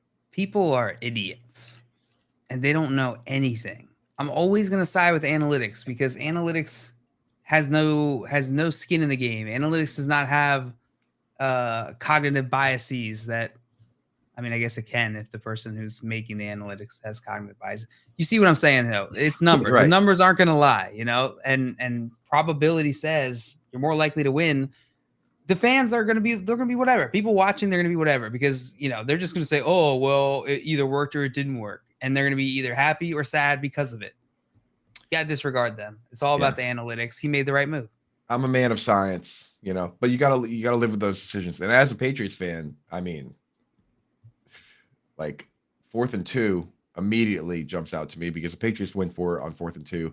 And that's the thing about those decisions. You have to live with them. Like legit. Like the Marshawn Lynch one, like that the Super Bowl Pete Carroll, Marshawn Lynch play. That's an analytics play. You're going to be smarter reminded for him to do the pass or whatever. But you're going to be reminded. Like, but you're going to legit, be reminded. I see articles that are like the 10th year anniversary of 4th and 2. And I'm just like, no, stop. Man, I get it. I get it that the analytics say it's a better play, but the optics of it are pretty bad, right? Like whenever you're just looking at that, you're like, what the hell were you thinking? Instead of pinning this Browns offense, which isn't great, back deep with a minute left and just forcing them to try to drive the field, like just going to give them the ball right here. Obviously that wasn't their plan to give them the ball. The hope was that they kept it and ended the game. But man, I get it. I'm with you guys. When I think rationally about it, it makes sense making that call, but man, does it feel good to feel irrational? Yeah, so my buddy, I was at a wedding yesterday. My buddy LJ said, he was talking about the Broncos, but an important point that he made, he was talking about the Broncos, but I think it applies to 2 yards as well, where he basically said, like, if you can't get a yard, if you can't get 2 yards, if you can't take the game in your hands and get 2 yards, you should be looking at the trade deadline and wondering when that is, because this only one team gets to win. Like only one team gets to win the Super Bowl. So if you can't get a yard, what are we doing? You know, if you can't say, I think my team can get 2 yards and the game ends if you get those 2 yards, go for it. That's where I'm at. Yeah. Beautifully said. That's LJ. LJ, he said that to me and I was like, bro, I'm stealing that. I'm stealing that, dude. I'm saying that tomorrow as soon as I get the chance. But he's like, you got to shout me out. I was like, fine. I was like, Lamont, dude, that's beautiful, dude. I'm stealing that and not giving you credit. But I did give him credit. Lamont, LJ, good call on that, dude. But he's right. If you can't get a yard, dude, what are you doing? What are we doing? Good point. It's a really good point. There was a quote somewhere. I'm going to have to see if I can find it, but it was talking about it was someone who'd been in football operations, hiring coaches for a while, saying basically if Brandon Staley was my head coach, I would have fired him on the spot and made him take a commercial flight back and coach in the middle seat was the vibe of the quote for making that call. But I can't find it somewhere. So we'll have to keep looking for that one out there. We had a question in here. Well, first, Squirrel Bob, not a question, but I wanted to get your guys' opinion. He said, leagues with kickers are dumb, but a league where a kicker loses points for missing a field goal is idiotic. Greg Joseph missed a 53-yarder and had a 51-yarder blocked, and I lost 6 effing points. I think they said fing points. 6 fing points. Jeez. Dumb, just dumb. Thank you, Joe. I'm Sorry just about dumb. that. That's too Joe, many what do you think about points, this? dude. What do you think about the negative points for missing field goals? I think it's fine, man. It's just a scoring setting, right? I understand not liking it, but I also know that you accepted to join this league, Squirrel Bob. You accepted to join this league, and you knew the rules. It is what it is. Yeah, write a letter, Squirrel Bob. Change it in the off season. There's nothing you can do about it now. It does suck. I get it. Finding rules mid-season that absolutely suck, that hurt your team, that aren't fun. But in season, you can't change them. Know what I mean? People just drafted on principle. with How those you in guys mind. feel about those? How you guys feel about like playing with that rule though? Like just from is it a fun rule or not? I think if you're gonna have the rule, you have to have it where it's like prorated, right? Like where if you miss like a 20-yarder, you lose 3 points, or you miss like a 30-yarder, you lose 2. If you miss a 40-yarder, you lose 1. Missing 50-yard kicks, dude. Whatever. That is painful. You're taking a shot anyway. So some teams won't even roll their kicker out for that opportunity. You know what I mean? Right. So I you shouldn't lose 3 points for a 50-yard kick. Like That's I'm absurd. with that. To me, Yeah, that's I'm with that. ridiculous, right? That's like having your quarterback lose points for a Hail Mary. That's exactly what I was about to say, Coop. Like people would be crying so foul if a pass hit the ground and you lost a point for your quarterback. I mean, you do in some leagues, but a Hail Mary being -3 points would be absolutely insane. Score Bob's just saying, yeah, he knows. He's not saying to change it. Just saying that it's dumb. Yeah, It is totally dumb. get that. Totally No, get change that. it, Squirrel Bob. Change it right now. You're right. You're right, dude. So Not saying change it right now. change it right now, Squirrel Bob. Don't Retroactively just sit remove there. those negative points. -6, dude. That's so stupid. That is really stupid. does I hope suck. it didn't cost you the win. I hope either you were winning by more than that or really losing, or it didn't affect your victory over there. Scott Fish in the Tommy chat. Mullen- I have data on that. Yeah, the Scott Fish Bowl does have negative points for incomplete. I thought they got rid of negative points for kickers this year. Yeah, Didn't they did. No, for Yeah. for kickers, or I thought he was talking about incomplete passes. Oh, incomplete passes they do. Yeah. That was the league I remembered. I said, as I was saying that, I was like, "Oh, Scott Fish Bowl does count," but they also count for complete passes. Listen, You know what I listen mean? to this. He said missing kicks is so rare and so varied that 2 years ago in SFB 11, we just made it -3 because the difference between doing based off yardage versus a set of just having -3 across the board was almost nothing overall, which is pretty interesting. Interesting. Okay, but this is a game of large data sets that we do with very limited sample sizes each weekend. Know what I mean? Like I understand what he's saying, but if your guy That's the missed game. that is the game. But I'm saying, like, even though the large data set says that, it's still going to feel bad every time that a 50-yard field goal is -3 points for you, right? Like, For sure. like it makes the difference on the micro level. Like I get what you're saying, Scott, but just from like a how does the game feel perspective, you know what I mean? Like a lot of these rules are to like maximize the amount of fun. I get the data says that it doesn't pan out, but if I lose 3 points for a 50-yard field goal being missed, I'm going to be sad. Whereas if it's just -1, I might not be as sad. He added that. He added Totally that agree point with right that. there. I got rid of negative points for kickers this year because it's not it's just not fun, and it's not There fun. you go. Like who the hell is like pounding the table for that rule? It's like taking the under, right? Yeah. It's just like not as fun to sit there and root for a wet blanket of a game in the same way like no one likes losing points. You don't like the fumble. Keith watching Thursday Night Football rooting for no touchdowns. In overtime, winning the most boring $700 the game goes to overtime. He's like, darn it. Like, closes his encyclopedia. He was looking up the word touchdown. He actually wasn't sure what it meant whenever he made the bet. And he's reading about it in his Encyclopedia Britannica that he bought from a salesman only 3 days ago. There's still door-to-door encyclopedia salesman where Keith lives. That's such a betting, rooting for money. He says, yeah, rooting for money. Betting no touchdowns is such a door-to-door encyclopedia salesman move. Right? He's actually keeping that business alive. He just can't say no to knowledge. You know what I mean? Which NFL player would be a door-to-door encyclopedia salesman, and why is it Hunter Renfrow? I knew you were going to say that. I'm trying to think if there's a better one. If there's like a better Kirk Cousins, Zach Wilson. Kirk Cousins, 100%. It's Kirk Cousins. Oh my god! I could see him in like the suit that just is like a couple sizes too big, looking like a grill cover. Just but it's like the 3-button 3-piece suit. Yeah. Scott in here saying, and to Coop's point, you should do it the way he said, based on yardage, because it feels way better. You shouldn't be penalized much for missing a super long one versus a short one. It's all about the feel. It's all about the vibes. It's easy. Yeah, it is vibes. And it's like, if I'm sitting there watching the game and my kicker misses a 25-yard field goal, I am like, this guy's an idiot. And so you do feel like, he should lose those points. But if a guy rolls out and tries a 60-yarder, it's like, you look at it and you're like, right? So you shouldn't lose 3 points. That's crazy. Yeah, no, I'm with you guys. Let's move on to this Bears-Vikings game. The Vikings pulling out a victory. The Bears looked like they might pull this one out for a minute. The 29-22 was the final score in this one. Justin Fields, 15 for 21, 208, and a touchdown. Adam, 47 on the ground. I know it wasn't a like an electrifying performance from Justin Fields, but I feel like we saw pieces come together this week. We saw some long runs. We saw some good passes outside of the pocket. Like we saw flashes of what made Justin Fields special in the draft process. Dear Lord. Grimace just jumped out of his cup. Tried to pick up my phone when it was plugged in. Almost took down a load-bearing part of my wall. I had absolutely no idea where that sound came from. If it was coming from like my real life room or if that was in the headphones. Yeah, no, that's going on over here. That's what we got going on. That's all I got to say about that. That's all I got to say about that. Yeah, sorry about that, everyone. We're talking about the Bears.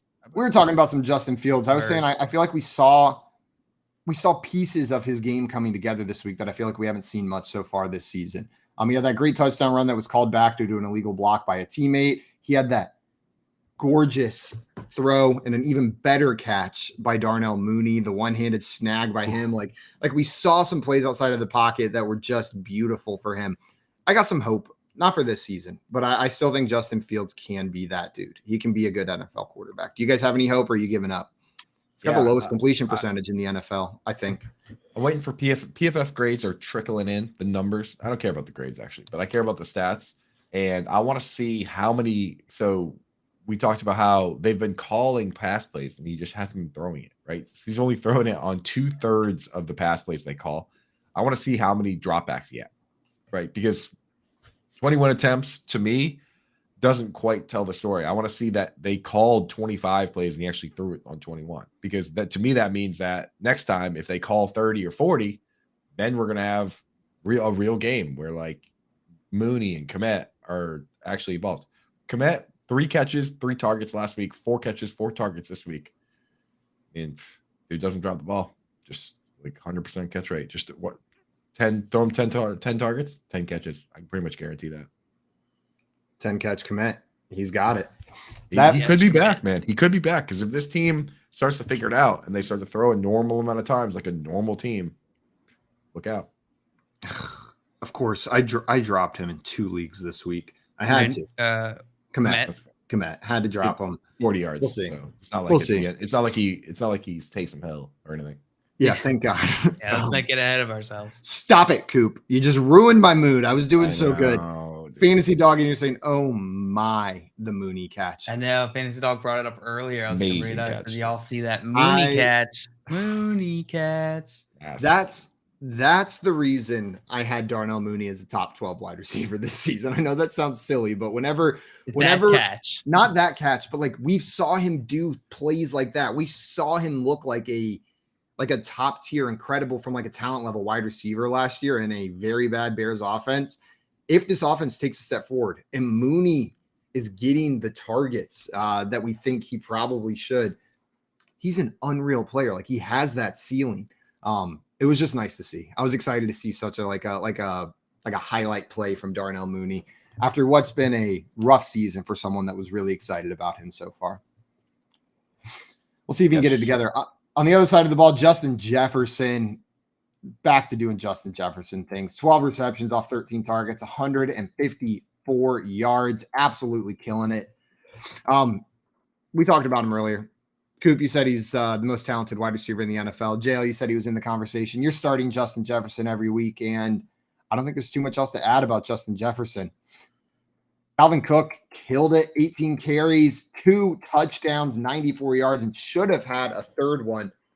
How are we viewing Dalvin Cook rest of the season? I feel like he's kind of been sneaking under the radar because we've been talking to Saquon Barkley's, the Christian McCaffreys, the Jonathan Taylors, the Austin Ecklers, and I feel like Dalvin Cook's kind of been like the forgotten man of that top tier of running backs. Currently, he is the RB13. I don't know if this. Yeah, it does include week 5. Currently, the RB13 in PPR. 14. He's got a 14.3 fantasy points per game. That's what he's averaging. I mean, Dalvin Cook is quietly being fantastic outside of the injury. Yeah, he's a guy you start every single week. You know. Like I think we're down on him a little bit because of the shoulder injury, but clearly not a big deal. Yeah, does he's fine. Running, getting 2 touchdowns. Does he have number 1 overall running back upside, or is he not in that conversation with Madison there? He'll always be in that conversation. He'll always be in that conversation. Yeah, I'm not like incredibly. I don't think it's incredibly likely, especially with the shoulder injury, especially that offense. But I think that he's, like Coop said, he's always in that conversation. We got some questions in here that I wanted to hit. Do y'all think Pickett will start to pick it up and be fantasy relevant anytime soon? Is Pickett going to pick it up? No. I think he should be more relevant. Yeah, I mean, so far, what have we seen from him? A half a game plus a game against the Bills. We got to wait and see. Yeah. I mean, he did throw 1 million times this week, right? 327 passing yards or something like that. Like it was in the 300s. It was a decent game from him. No touchdowns, but still. I'm not excited about starting Kenny Pickett. Like, I'm not picking him up the stash. I don't think he's going to be like your secret weapon that wins you a fantasy league. Like, I don't think you're getting QB1 numbers out of him, but he's in that streaming category. Sure. Like, you could pick him up as a streamer in a good matchup, but I'm not like stashing Kenny Pickett. Know what I mean? Like, he's not on my bench waiting for that breakout because behind that offensive line, there's only so much that this offense can get going, I think. I would say you don't need to add him in 1 quarterback leagues. In 2 quarterback leagues, obviously somebody's got him. We had another Scott Fishbowl. How's it working? Congratulations. Haven't played him yet. Oops. But have you been thinking about it at all? Not really. No. I have Tom Brady and I have somebody else who just make it a no-brainer. I like somebody else. I was going to say somebody else is way better than Kenny Pickett. I have somebody else ranked way ahead of Kenny Pickett. Yeah, me too. Me too. We have a question in here. Should we be looking to trade AJ Dillon? I lost Patterson and he's killing me at RB2. So on a more like meta level, I feel like we see this a lot. Players start underperforming and they're looking at trading them away. And sometimes it is a declining asset and you get out while you can, but a lot of times that ends up being the worst time to trade for a player is after disappointing games. Coop, what do you think about AJ Dillon? Should you be looking to trade away Dillon? Here's what I think about AJ Dillon. It's like that meme where it's like the guy puts the stick in the spokes of his own bike and then he complains about it. It's like, dude, you drafted a backup running back. You know what I mean? Like, we knew this could happen, right? Like, this is in the range of outcomes that he would be the backup running back. So, like, you just got, to me, if you could package him up and move him for a running back that starts, right? Like, go find the dude that loves Tony Pollard and trade him Tony Pollard too. Then I'd say do it, dude. But like, that's like when you draft guys like this, like that's obviously, you have to remember that was always gonna be the case. My belief is that for AJ Dillon to be good, this Packers offense needs to be good. Like, where AJ Dillon eats is when they are grinding out the clock, right? When they're up 10, when they're up 14, and they just need a power runner in there. That's when AJ Dillon eats. And this Packers offense is a lot worse than we thought it was going to be. I think as a whole, as a community, we overrated what Aaron Rodgers was going to be able to do with this offense, and it's not looking great. So if they can get it together, I think there's better days ahead for AJ Dillon, but that's an if. That's an if, not a win for this Packers offense. I did that thing that you sent me, the one where you like pick one team versus the other, and I ended up having the Packers super high just because like it's the Packers. In your mind, you're just thinking about Aaron Rodgers, but I'm just not. I agree. I'm not sure this team is as good as we think it is.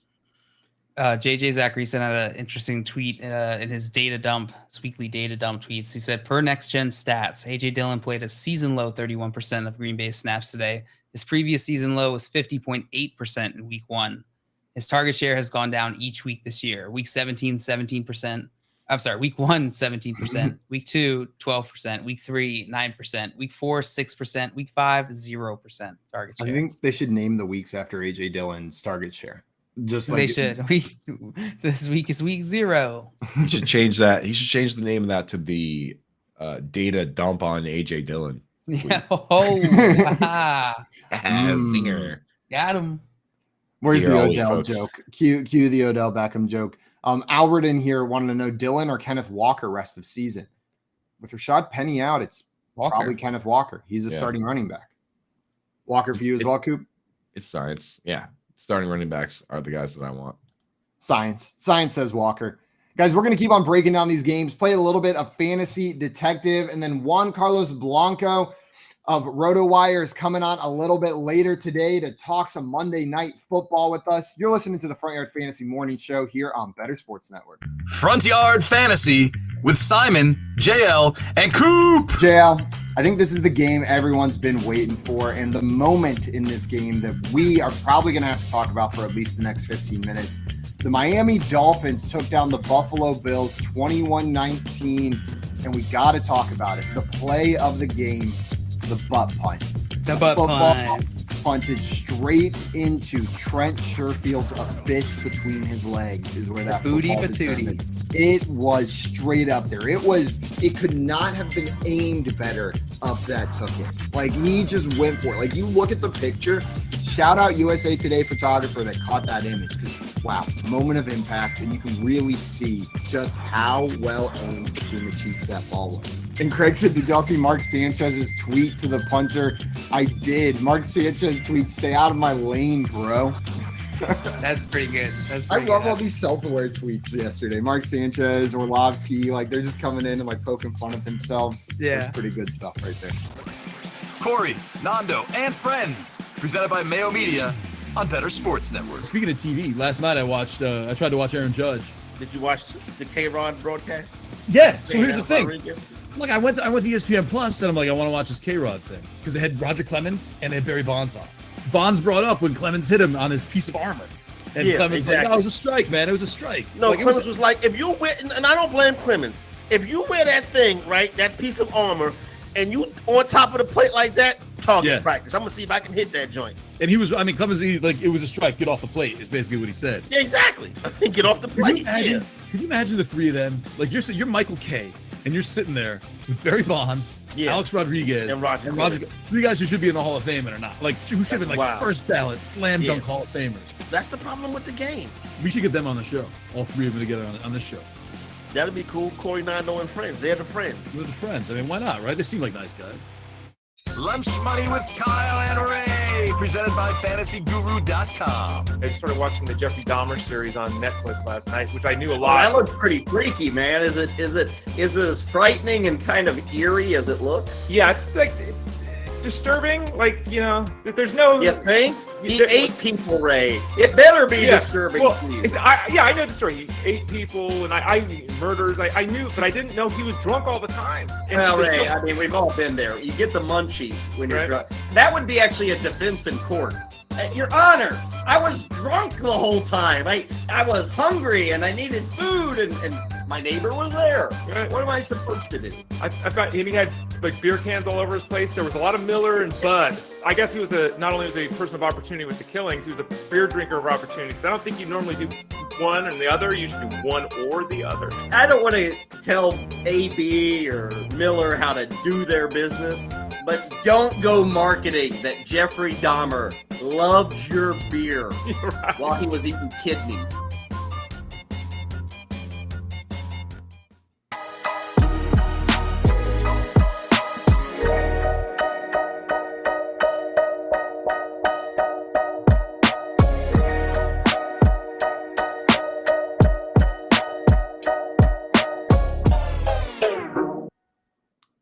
What's up, everyone? Welcome back into the Front Yard Fantasy Morning Show here on Better Sports Network.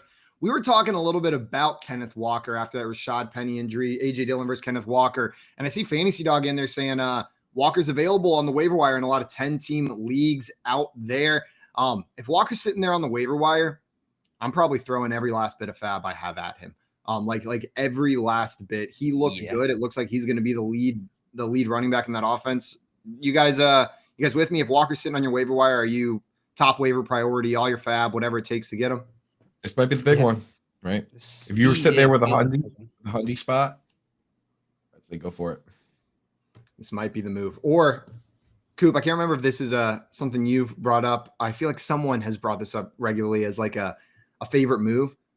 If your league allows fab trading, maybe you got some trades that are close to getting done. Get a little $1, $2, $3, $5 extra thrown in there to seal the deal. Know what I mean? Like make it a close trade. Then say like $5 fab. We'll call it a deal. And then you got that extra money that your league mates don't have to go and secure that player.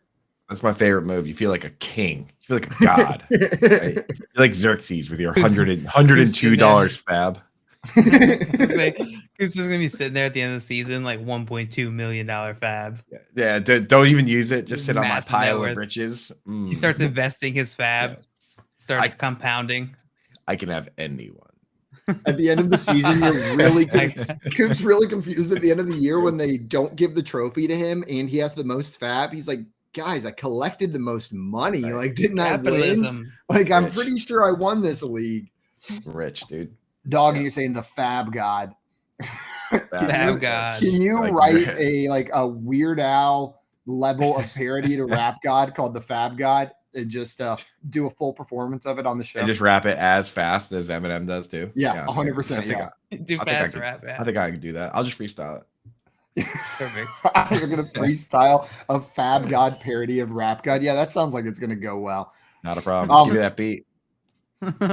Keith. Yeah, where is it, Keith? Come on. Yeah. We haven't gotten our daily YouTube with DMCA takedown yet. I know I did sing a little bit of Andy Grammer before you got on the show, Coop. We might get some. How many did we get last? What was our hit rate last week? 3 for 5. I think so. Last week, it was around Baker Mayfield's completion percentage. I think was our takedown rate. Guys, we did have a game that I wanted to play with you guys today. The Week 5 edition of Fantasy Football Detectives, the game where I reveal information about a player slowly, give you some clues, and you guys have to take turns guessing who you think that player is. It's gonna be some Week 5 stats, some Week 5 narratives. You guys want to get into this? Oh yeah. Let's do it. JL, happy birthday. You get to pick if you want to go first or second. I'll go second. JL going second. Coop, you're going to go first. And if you guys are listening, you want to call in and play with us, hit that call in button in the Better Sports Network app. It's super easy. You just have to have the app downloaded. Make sure you're registered, and it's one button to call in and play along with us. Or you can play along in the chat. Throw your guesses in the chat. Coop and JL, keep your eyes off those comments while we're in the middle of a round. Otherwise, I know Fantasy Dog's over there about ready to kill it, and Tommy's going to just be feeding you wrong answers in the regular comment section. I don't mean Here's to your first minimize one. you guys, but I've minimized you. Yeah, get out of my face. I thought you were about to say something really insulting to me for some reason. Like I was like, I don't mean to minimize you, but I don't mean to minimize you, but you're the Daniel Jones of hosts. hey, you know what? Quick on your feet, heavy torso. Dude, you just game-winning drives, dude. Heavy torso. We'll front heavy. Heavy torso. That's funny. I Bottom feel like, half a little slower than the top half.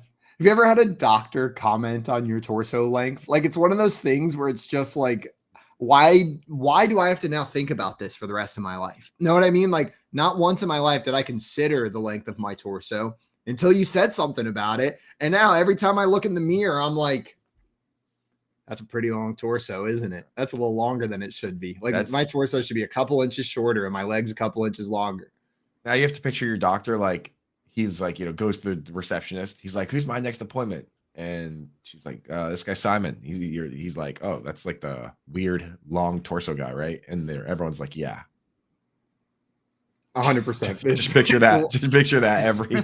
Oh God. Okay. God, it's the long torso guy coming in here again. Dude. Just really hurt my feelings. I like now I have to think about it all. He didn't even mean it as an insult, yet I'm stuck here thinking about it for the rest of my life. Like, is my torso abnormal? It's that. And then one time he also told me I had really little ears. And so now I just sit there thinking about my little ears, my long torso, and those are things I'm self-conscious and my little mouth. It's so funny. It's so funny because like those aren't like necessarily bad things. They're just like observations, but still, exactly, it sounds mean. Like calling somebody little ears. Little ears. My ears are normal. Okay. Find a new slant. It's not the size of the ear. It's how you use it. I can hear fine, Doc. What were we doing again? Before I got on a rant about my doctor criticizing parts of my body. Tim said your little ears really stretch out that long ass torso. Yeah, the little ears really long ass torso. Hey Tim, what's an ass torso?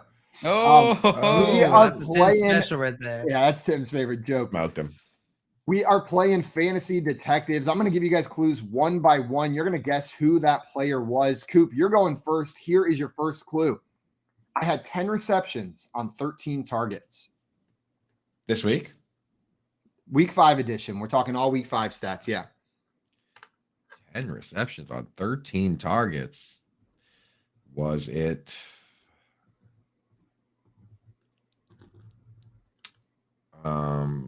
Was it Justin Jefferson? It was not Justin Jefferson. JL, do you have a guess? Was it Jamar Chase? It was not Jamar Chase. Your next clue is I had no touchdowns, so I did not score a touchdown in this game.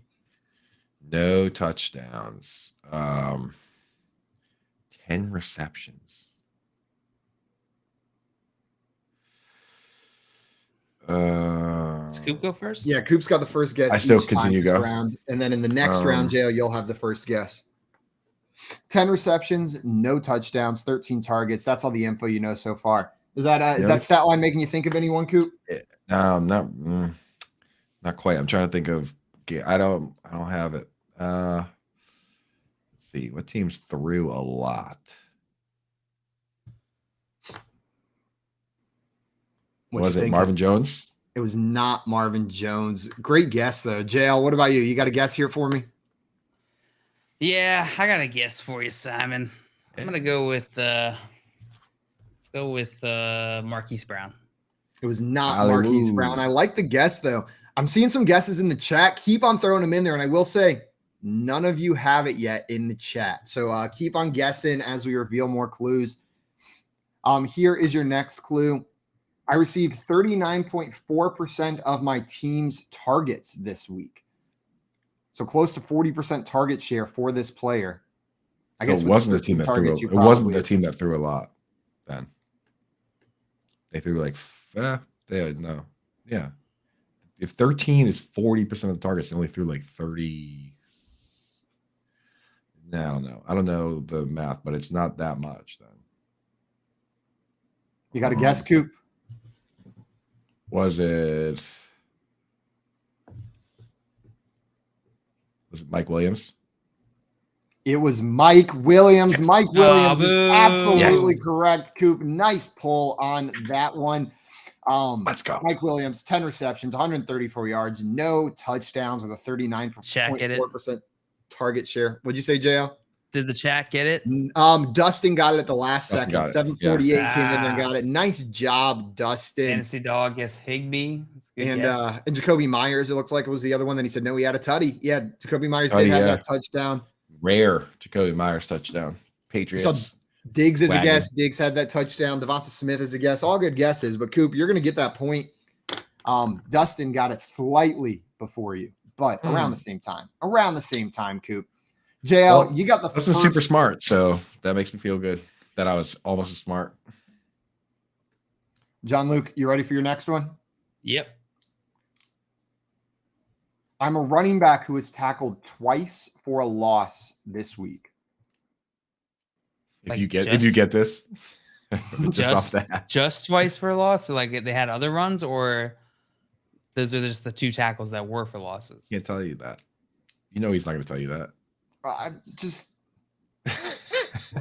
why are you asking that? You know he's not going to tell you. I don't know. That's why I'm asking. You know he's not going to tell you, dude. All right. Excuse me for asking questions. I'll go with on two of the plays in the Melvin game, Gordon. Regardless of his other Let's go with plays. Melvin Gordon. I'm just going to clarify for everyone, because if you have the question, instead of being rude, maybe other people have the question as well. I apologize for that.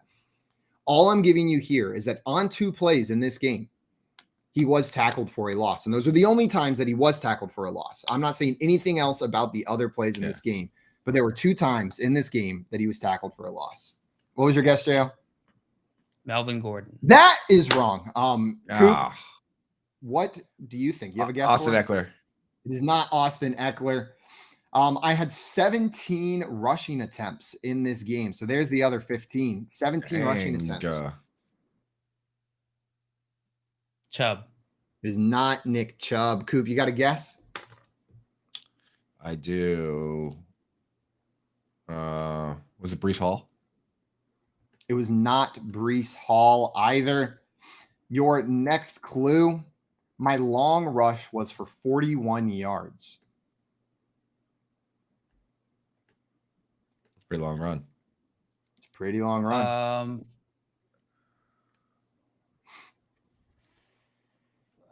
Shoot, I don't know. Dalvin Cook. It is not Dalvin Cook. Coop, what do you think here? Was it Saquon Barkley? It was not Saquon Barkley. Here is another clue. I have a rushing touchdown in each of the last two games. So this week and last week had a rushing touchdown. Jeff Wilson? It is Jeff Wilson, JL. Jeff Wilson is the correct answer. Good job, dude. Nice pull on that one. Thank JL, you. we've talked about Jeff Wilson a bit here. You've been a bit higher on him than I have. I'm not a Jeff Wilson hater, but this is 2 weeks in a row now with a touchdown. He had 120 rushing yards this week. Looking pretty good out there. How are you feeling about Jeff Wilson the rest of this time while Elijah Mitchell's out? Feeling pretty good. Yeah. I mean, Jeff Wilson, he is getting the usage of 18 attempts in week 4, 74 yards. Yeah, sorry, that was week 4, not week 5. I don't have the game logs up for that yet. But yeah, no, I'm Jeff Wilson, Shanahan uses the running back pretty heavily. So Jeff Wilson, until Elijah Mitchell comes back, is filling in that role, and that's very enticing. Coop, do you think when Elijah Mitchell comes back, he's just going to step back into that role? I think so, yeah. But you said you're not a Jeff Wilson hater? No. Because I'm pretty sure I've heard a radio clip that we have as a commercial where you kind of very explicitly state that I like him in that clip. The words, I like Jeff Wilson. I just don't love Jeff Wilson. Backhanded compliment. You like him. You like him. You like him as a friend. You like him as a friend. Yeah. You like, and you can hang out with him in short spurts. He's a really great, kind of the vibe I got. He's been a really great friend over the past couple of years. Like, just a great friend to me.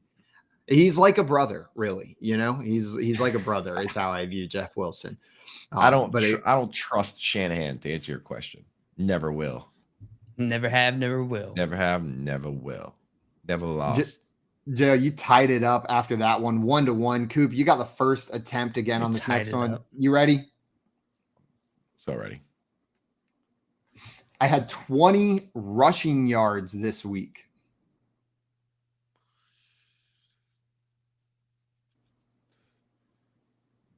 At 20 rushing yards, I'm thinking that it might be a wide receiver or a quarterback instead of a running back.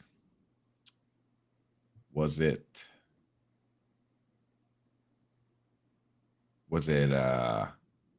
Curtis Samuel?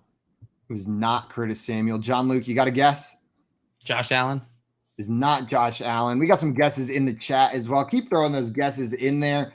Here's your next one. I averaged 1.7 yards per attempt. So it is a running back. A bad one. Also, no one in the chat has it yet. Just letting you guys know. You guys do not have 1.7 yards per attempt. No, you. Yeesh. Was it Joe Mixon? It is not Joe Mixon. JL? Was it Najee? It was not Najee. That was the most popular answer in the chat as well. A lot of people guessing Najee. You ready for the next clue? Yep. My long for the week was only 9 yards. His long rush, just so we're clear. Yeah.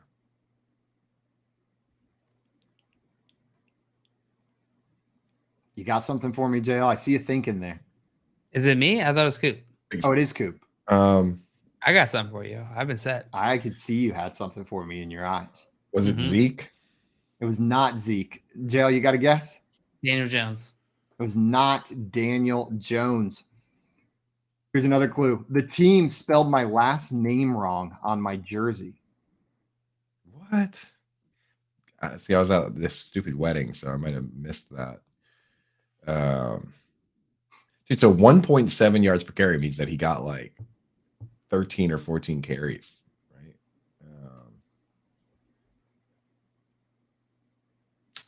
Was it James Robinson?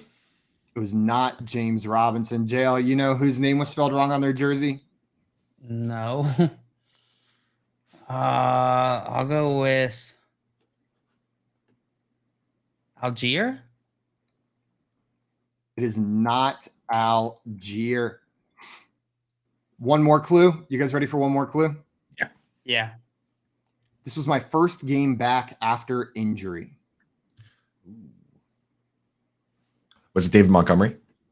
It was David Montgomery, or as his jersey said this weekend, David Montgomery. There was an extra O in there and said David Montgomery. He just rolled with it. He's like, Cool. all right. It's a little fancier that way. Montgomery. Montgomery. You made it a little bit Italian. Just that slight Tiny Italian. bit Italian. You know what's awful though? That I'm about to go on, not a rant, but just a mini thing. That had more of an Italian accent than Mario does in that trailer. I am so excited for the Mario movie, but why couldn't Chris Pratt have just done like a little bit of a voice? It's just his voice. It's just Chris Pratt dressed up as Mario running around with all these other characters. Like, he's Italian. That's like one of two things we know about him. We know he's Italian and we know he's a plumber, and they're like, forget the Italian side. Like, on the flip side, dude, Jack Black as Bowser. That's gonna be fun, dude. That is, yeah. I love. He's Jack a maniac. Black. I love Jack. Yeah, he's awesome. Yeah, he's like top 3 favorite celebrities. Jack Black is up there. For sure. School Rock, top 5 movies of all Good time. film. Good I'm watching it today. I'm putting that on in the background while I'm working. Ned Schneebly. Ned Schneebly. There's a guy that plays for Winnipeg, Mark Scheifele, and we play in our fantasy hockey league. Everyone calls him Ned Schneebly because it's hilarious. Ned Schneebly. I went to the place where Nacho Libre was filmed. I saw some of the areas where they did the shots. It's in downtown Oaxaca City in Mexico, where they have like a lot of the filming take place. And it was like, I got so many Nacho Libre flashbacks because that's probably one of my like most watched movies of my childhood. We loved that movie at my house. And I'm walking around, I'm like, That's from Nacho Libre. That's from Nacho Libre. Anytime you mention a movie, my very first thought is he's seen Nacho Libre, but he's never seen Shawshank Redemption. Right? Like, he's seen Nacho Libre, but he's never seen Goodfellas. Like, you know, it's a you lot easier to movies, watch. bro. It's a lot easier to watch Nacho Libre than it is to watch Shawshank Redemption. Yeah, the Shank is an investment. Takes effort. It takes effort to watch a movie like that. Yeah. But you've seen Nacho Libre multiple times, but you've never seen Goodfellas. Oh, that's just the beginning of the thread, Coop. Just you wait. I don't even want to. Just you wait. You don't want to pull on that. I don't thread, want to man. pull on that thread. Nacho Libre, multiple viewings.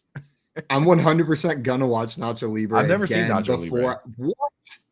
Dude, you really can't be upset. I'll trade you. Guys, we're just chasing our own tail here. Coop, I'll trade you. I'll watch Shawshank Redemption. You watch Nacho Libre. Dude, seriously though, you text me. How long is Nacho Libre? Like for like an hour? It's like probably 2 hours. 30 minutes. Next time all right, fine. If you watch movie. The Shank, you text me. I'll throw Nacho Libre on. I promise. Okay, perfect. It's a deal. Coop's got 2 points. JL has 1 after that. JL, you get to go first on this one. You ready for your first prompt? Yeah. I have an 85.8% snap share Ooh, this is my stuff. On the season or just this week? on the season. I believe. Keith, can you confirm? I will guess. Week 5 is the snap share. That makes it way harder. That makes it way harder. That changed my guess entirely. That makes it changed my possibly guess. difficult, in fact. If it was on the season, I think I would be better off. Let's go with 2% snap share. Let's go with Evan Ingram. Oh my God, he just switched it. Coward. It's the season. Oh my God, are you kidding me? So let me get this straight, Keith. Let's rewind the scenario. I said, I think it's the season. It's the season. Let me confirm with Keith. You made me switch just so JL could give his answer based on bad information when originally I gave him the right information, and then you come in and give it. This is preposterous. I'm getting sick of Keith. The moment JL guesses. JL, I'll give you another guess, dude. First Taysom Hill and now this, Keith. This is how my week's gonna start off. Keith, you jerk. God, Keith. Okay, JL, you want JL, to I'll give you another guess. I appreciate that, guys. Let's go with You get that K-Tom Branning picture out of my face. Oh, dude. That face is just like it's like the bro. definition of like confusion while also like horror. Like it's like a guy that's gonna look wildly confused while he chases you with a machete. That You know what I dude- mean? that- Like he's like, I don't want to do this. I don't know why I'm doing this. That dude looks like he hugs animals. Described to it perfectly. death. That dude is a straight sling blade, right? Oh my God. All right. I'm gonna guess Michael Carter. It is not Michael Carter. That'd be an insane snap share. Of all the people to guess, dude, you guess I'm running back. Running back. You know what's funny I is don't that think there's a single not running back more than that's 30 any- seconds ago, I thought to myself, no, I can't pick a running back. That's a dumb move. But- and then I but it- immediately, I was like, you know what? Keith made this. I'm gonna go Michael Carter. But it could be a running back because that would be an interesting stat for running backs. It's not that interesting for many other positions. Ooh, you might have opened a little can of worms there. Ooh. Is it Josh Jacobs? No, it's not Josh Jacobs. Damn it, Simon! You But- still you trick me every time with that. And I know you're gonna do it too. I know you're gonna do it, and I'm always like, I can't get JL with it anymore. He doesn't even you get me react. every time. He I just assume you're doing it. The next stat is I have 103.5 air yards per game. JL, I know you're keeping up on your air yards stats. So who is this player? So give me now. Me and JL just had a little chat about air yards the other day. did, So we he did, might we be he did. might be up on it. He might be I up on it. might be. Watch out. I might be. Watch Let's go with Cortland Sutton. Cortland Sutton is incorrect. 103.5. It's pretty okay. That's actually good.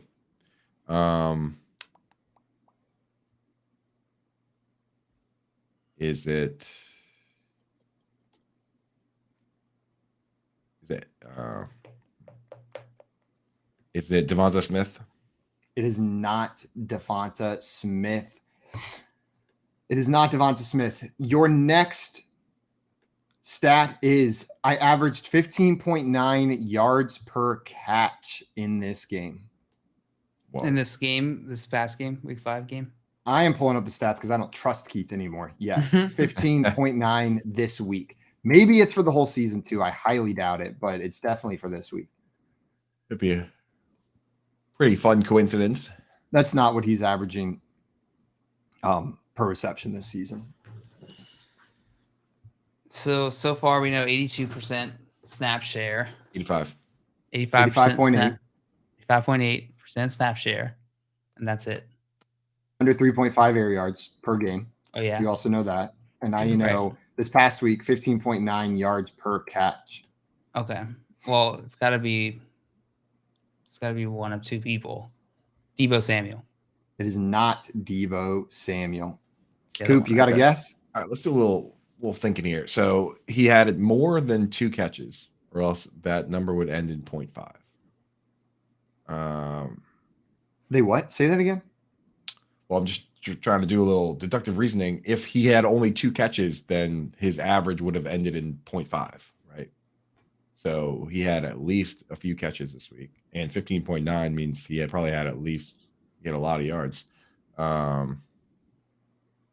And then I remember that I was at a wedding and didn't really watch football. And then none of that matters. Well, at this wedding, dude. I was like watching on my phone, like in the church, and then I was like, the reception was like at a golf course, so I was just like hanging out in the pro shop, just being like, I'm not gonna buy anything. But was your fiance like chatting in her eyes? I wouldn't know because I didn't spend any time with her. Let's see. It was just him and Mark in the pro shop. Is it David and Joku? Me and Mark just showing. Mark in the pro shop. Yeah, I'm like sneaking him hors d'oeuvres. Like look at that polos. You walk away for a second, then you come back, double fisting beers in each hand. You're like, "Hey, Mark, they're both Coors Lights." What I missed? Beelzebubs. It's 3 Coors Lights and 1 Michelob because they ran out of Coors already. So you take give the Mark Michelob, the Michelob. Oh, Mark gets whatever. Mark gets whatever he wants, dude. Legend. Whatever he wants. Oh, it got exciting in that pro shop. Your guess was David and Joku, Coop? No, it wasn't. That wasn't my guess. Okay, then what is your guess? My guess, because I can tell that it wasn't the answer, so I'm gonna go with. Watch it be the answer. Right? Was it Mark Andrews? It was not Mark Andrews. His snap share's way higher. Jill, I believe it's your guess. No, you went first, right? So it is not your guess. We got another clue over here. I caught my first touchdown of the season this weekend.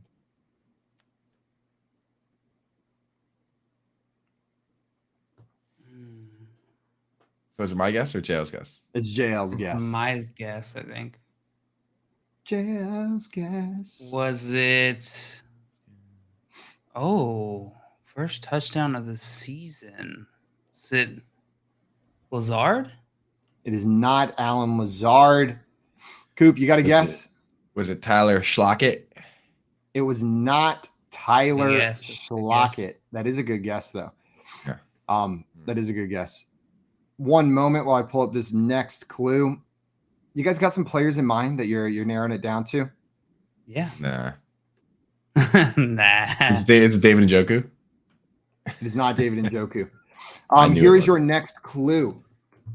I am leading my team in targets for the 3rd consecutive season. Ooh, that's a good clue. Season. Good clue.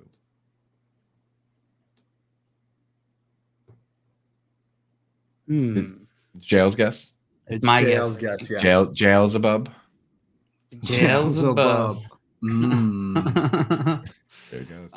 Let's go with first touchdown of the season. Was it Cooper? Amari Cooper? It is not 2 Amari touchdowns on Cooper. Thursday Night Football. Ah, Coop, you got a guess? No. should have told me that before I answered. Is it Jacoby Myers? It is Jacoby Myers, Coop. Go Jacoby Pats, Myers is absolutely correct. Giving Coop a 3-1 lead in here. Albert in here saying it's got to be Jacoby. And Dustin with the Jacoby Myers guess as well. It was the It was the target share leader clue that gave it to both these guys. I think the clue came, or the guesses came in after that one. I was just fact checking that it was the last 3 years, not the last 4 years. I couldn't remember when that streak started right there. We got time for one more. Coop, you're going to go first on this one. JL, this is pride points right here. This is just to I have no pride. Well, it's your opportunity to earn some. Coop, here's your first clue. I completed 20 passes on 26 attempts. 20 on 26, man, that's pretty efficient. 20 on 26. Was it? Dude, I was just gonna throw a random name out there. This is how you could have told that I just was throwing a random name out. I almost said Derek Carr. Also, sorry, he plays tonight. Keith, I'm gonna fight you. He completed 20 passes on 36 attempts. 20 on 36. That's not efficient. I was gonna literally say, every day. Super fish, 20 out of 26. And Keith's 20, like 36. 20, 30. What's the difference? Like, this guy's awesome. Yeah, 20 of 36. Just round down to 26. Was it no problem? Was it Justin Herbert? It was not Justin Herbert. Dale, you got to guess. Josh Allen. It's not Josh Allen. I threw one interception. Is it Kenny Pickett? It's not Kenny Pickett. Oh, he threw 52 times. God damn it, Andy. Is it Baker? It is Baker Mayfield, JL. You got that absolutely correct. 20 for 36, 0 touchdowns, 1 interception. That question was worth 3 too, right? That question was worth at least 2. So we're just going to call this a tie, 3 to 3 after that one. Don't you dare. You guys have I want no pity points. Don't you I give want me no hope. don't give me second place trophy. That one was worth -1. I spit on your shoe. What we should do with this game is like, after it starts worth 5 points, then after every clue, it goes down the amount that it's worth. Yeah. You know what I mean? It's like if you get it on the first clue, you get 5 points. Second, you get 4, 3, 2, 1, etc. That's a way better score. You know what I was thinking for this game too? What if next time we have Keith do actual stats that are real? Just not like completely wrong and made up. Can I open the chat now? I don't know, man. Yeah, you get to open Hog. the chat. I missed what the if hog. what if instead of that we just have Keith do it all by memory? Like we just have him watch the games and throw together fantasy detectives based on what he thought happened. But they have to be number statistics. Like he has to give us actual numbers, but he's not allowed to look them up. He just has to watch and create the fantasy. I like that detective. idea. That might have been what he did this week. 0%. We should do a segment like that. That's like, here's what I felt happened. You know what I mean? Yeah. Like I felt Justin Fields attempted 3 passes. That's what I felt happened this week. You know, Joe Burrow got sacked 49 times is what I felt happened. Sometimes it feels in like yesterday's game. Absolutely. And the chat's back open. What's up, Hogs? Smash that fun button. Jump in there. If you haven't yet, dude, jump in there. Can you give us a 5-star rating, please? You know, brings more people to the show, more visibility, gets more hogs in the hog house. Let's go. The hog house. Hogs in the hog house.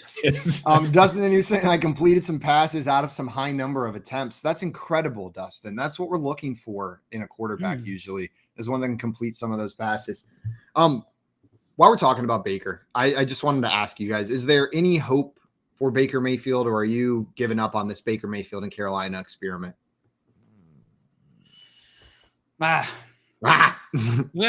You know, what is that, dude? It's like some Scrooge noise. Jill, honestly, I fully agree. Like, I 100% agree with that analysis. Kind of right take, yeah. That's what I gotta say about that. I don't know what's going to happen with Baker Mayfield. Maybe they bench it for Sam Darnold, but like, what's the upside in doing that? Then it's just Sam Darnold starting at quarterback. I will tell you, I think over at Fantasy Alarm, John Impemba is the quarterback guy, the quarterback whisperer, and he has always disliked Baker Mayfield, and he's doing his victory lap on this one because Baker's looked pretty bad. He's looked pretty awful over there. Guys, coming up, we're going to keep on breaking down these Sunday games and talk a little bit of Monday Night Football as well. Then joining us on the show is our friend Juan Carlos Blanco from RotoWire. Talks some Monday Night Football. You're listening to the Front Yard Fantasy Morning Show here on Better Sports Network. It's Sports Talk done better. Coop, we did have a question for you. Get in the game wants to ask if you could create an all tight end team. Like, who would be your top tight ends? Like your favorite guys that you would put on your all tight end team? Or does he want me to do an all tight end team where I fill out all the positions? Because I could do that. That could work as well. Yeah, you want to do that? So a wide receiver 1, split end would be Kyle Pitts. Checks out. I knew you were going to say Kyle Pitts. Now on the other side, I would have Jimmy Graham. Okay. At the actual tight end slot, inline tight end, I'd have Rob Gronkowski. Okay. In the slot, I would have Tony Gonzalez, who under Chan Gailey for the Chiefs back in mid 2010s, he led the league in routes run from the slot. Now at quarterback, I would have Logan Thomas, a converted quarterback that now plays tight end. Right at running back, give me Jonnu Smith, a guy that has multiple rushing touchdowns. He could bring it up and down the field. At left tackle, give me Michael Pruitt, one of the premier blocking tight ends in the league. At right tackle, give me Nick Boyle. Are you done this all off the top of your head? Of course. At guard, we're gonna fill out the line with the best blocking tight ends that I can think of. So actually at center, give me a guy that's been a captain on a team because you need a strong, smart player at center. Give me Mercedes Lewis, a guy that's been in the league for a long time, one of the premier blockers.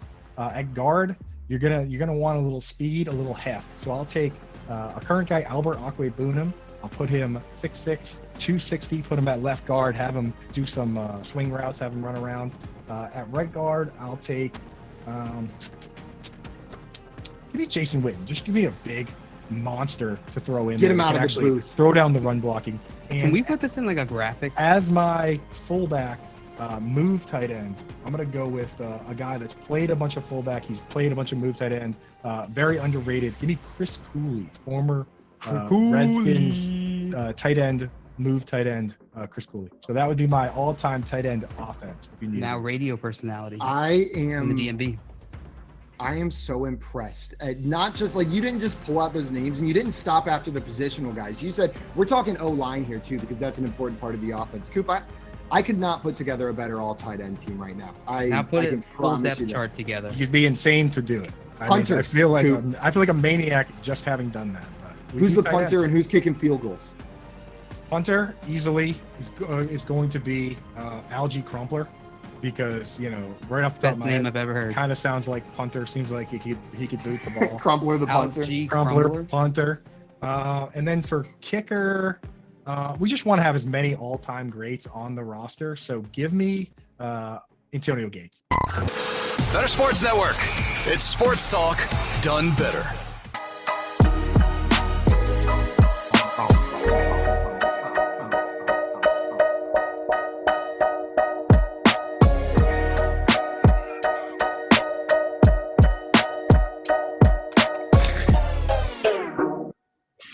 What's up, everyone? Welcome back into the Front Yard Fantasy Morning Show. You're on Better Sports Network. I apologize. I thought I was muted over there, and I'm just singing along to our intro music. And all of a sudden, I see JL's face just like break as I'm going bum, bum, bum, bum. JL, you're a little muted with your laughing over there. Oh, I'm dying. I was like, why is JL laughing so hard? And then immediately I had the realization, like, they can hear me. Now I know. Now I know. Now I know. That's when you can start hearing me. Is right then during that song. I'll be careful not to rip any during that time period from here going forward. Woo! Awesome. That was a good one. That got me good. I just did not expect to hear you in that moment, and then to hear the sound of you singing to the song. Oh boy, that got me good. Oh, boy. We've got, I wanted to remind everyone that coming up at 11 a.m. Eastern time, here on Better Sports Network, we're giving away a full-size authentic NFL autographed by New York Giants legend Lawrence Taylor helmet. Hey. I said helmet in the wrong spot in that sentence. But 11 a.m. Eastern time on Moose and Keith. Make sure you guys are tuned in at 11 a.m. That's all you got to do. Get in there, smash the fun button. Someone's going to win. Yo, it looks so nice. I saw it on Twitter. Defense Jerry Rice, right? Like that's what DeMarcus. That's what Lawrence Taylor is. He's like the GOAT, right? Like Aaron Donald maybe making a run at it right now, but as far as I'm concerned, he's the defensive GOAT. I'm with you. That would be such a sick piece to add to Oh, your sick, collection. bro. Like that would be the star of my collection if I got added over here. It Dude, wouldn't it's even like be a the matte question. black too. Those Easily matte the black coolest helmets thing I are just own. God, It would so immediately become the hot. coolest thing I own. Top What's the tier. coolest thing you guys own? I don't really have anything. Maybe this Yeah, grimace. Maybe this I really grimace. got I was nothing gonna at all. go. I think Craig sends us the coolest things we own. Yeah, like everything I have is from Craig. It's maybe this Grimace Lego car. Pretty That's pretty cool. shoddily That's made. pretty- Look at this thing, dude. Not They many were, people like, can say that they have that, you know? not me and like two other weirdos. You know what? Look Most how people won't like Coop. That's pretty legit. Where did that come from? Is that like a Happy Meal toy that is Yeah. now From a collector's eBay, right? item? I think all these are Happy Meal toys. But like, dude, look at it. It literally looks like they were just like, what do we have for leftover pieces? All right, just paint a grimace on the front. Like, look at this thing. This thing blows. Like, what is this, dude? It's awesome. This is like the car you make when you're 6 years old, dude. Yeah. And all you have are like just regular rectangle Legos. Exactly. Yeah, like that thing is trash, dude. I think this, Coop, you'll like this. This fountain pen is probably the coolest thing I own because it is a made a retractable space fountain pedal? pen.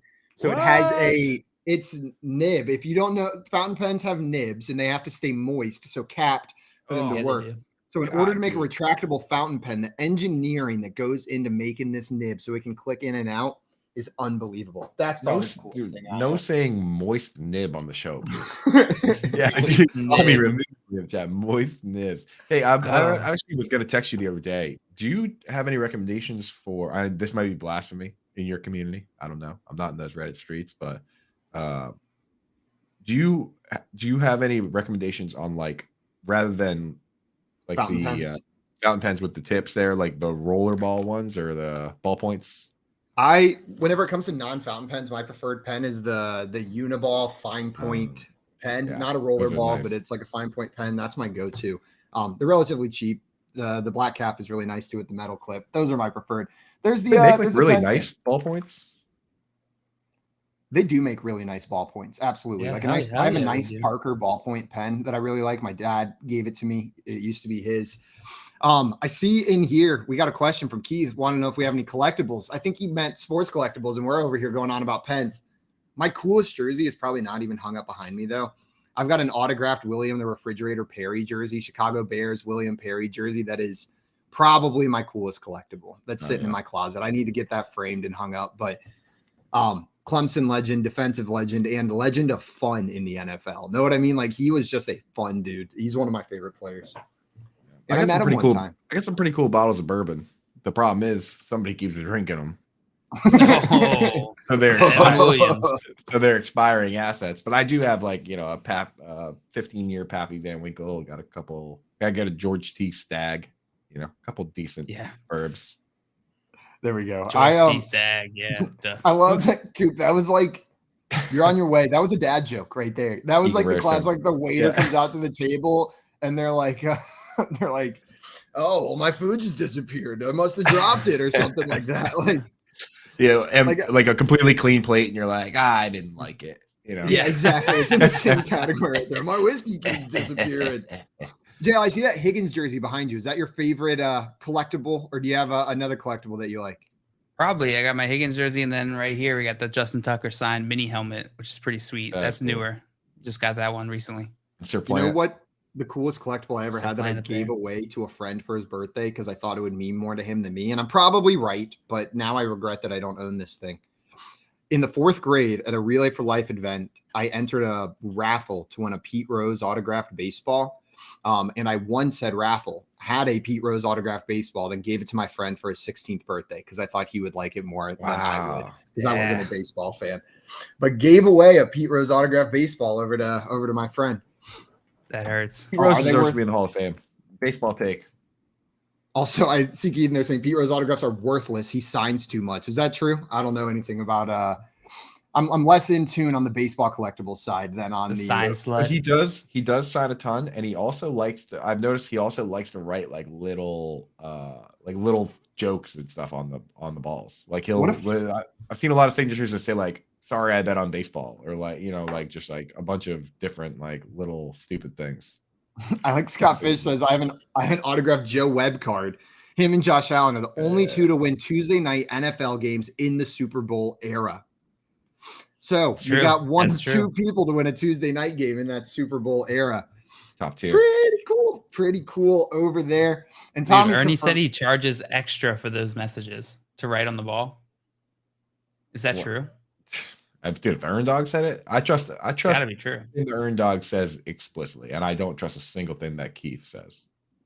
That's crazy. That's wild.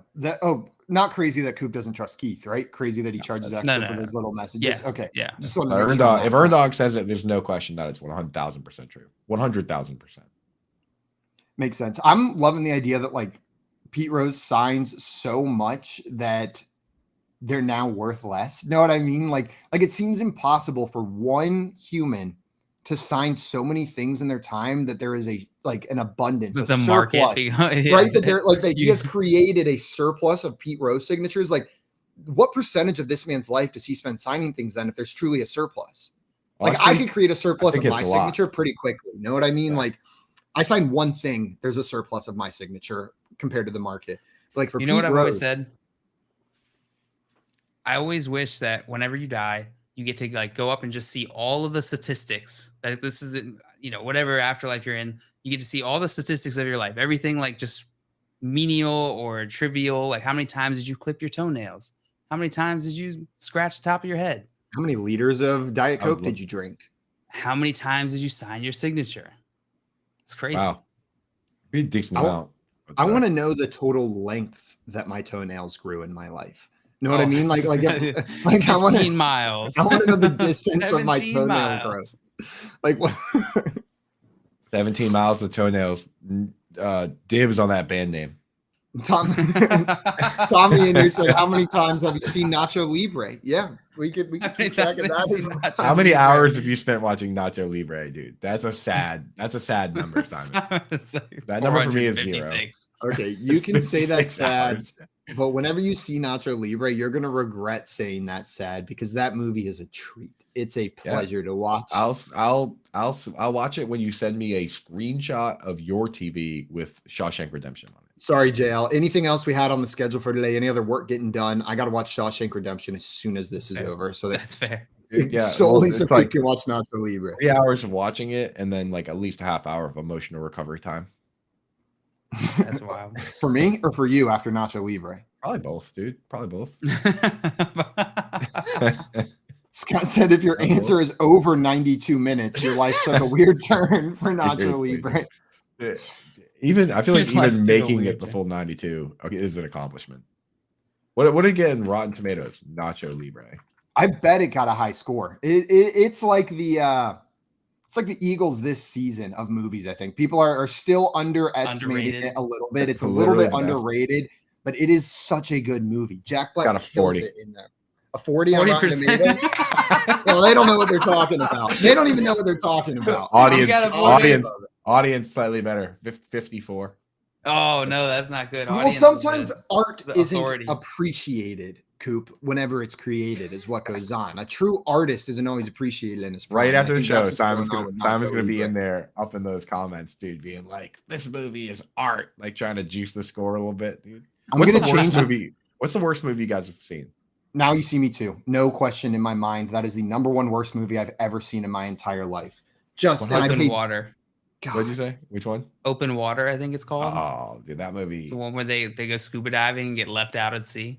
Worst movie by far that I've seen the entirety of is Speed 2. Speed 2. That movie is so bad. I didn't know that they needed a second one. Is it the same concept? Just happens to him Keanu Reeves not even in it. Yeah, it's the same movie except they're on a boat. Dude, Willem Dafoe plays the bad guy, and it's like it's worth it watching it. It's worth watching it just to see how insane Willem Dafoe is, dude. Yeah, but oh my god, Keanu's not even in the movie. It's so bad. That movie got a 4 on Rotten Tomatoes. A 4. The other movie that I think is up there, but it's so bad that it's almost fun to watch, is Jaws: The Revenge. Have you seen Jaws: The Revenge? Which one's that one? It's a direct sequel to Jaws 2, but it came out after Jaws 3D and it ignores what happened in Jaws 3D. So like they're like, this one doesn't count. It's the one where the shark follows the family across the world to target them specifically at a beach, and the shark like roars in this movie. So like the shark makes like an audible like roar in the movie, and he's sentient enough to follow the family around the world to attack them at another beach. Like that's so the good. Science in that movie is like, it's so bad it's good. Do yourself a favor at some point. Go read a couple reviews for Baby Geniuses 2. They crack me up. They crack me up, dude. I'm on the Rotten Tomatoes right now. Dude, one of the reviews. This is the entire review. Excruciating.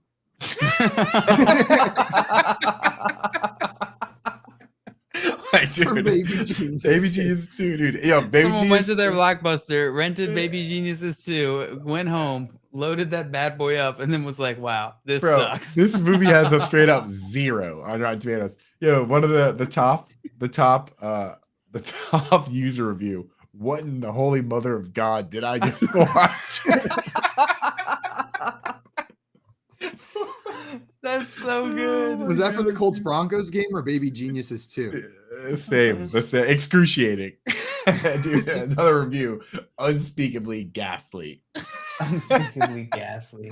Dude, yeah. Baby Genius. To use the word ghastly to describe a movie, you really had to hate that movie. Those are from real. Those two I just read are not from users. Those are real critics, dude. Like the guy that said excruciating works for the Chicago Reader. Like the reviews are fucking amazing.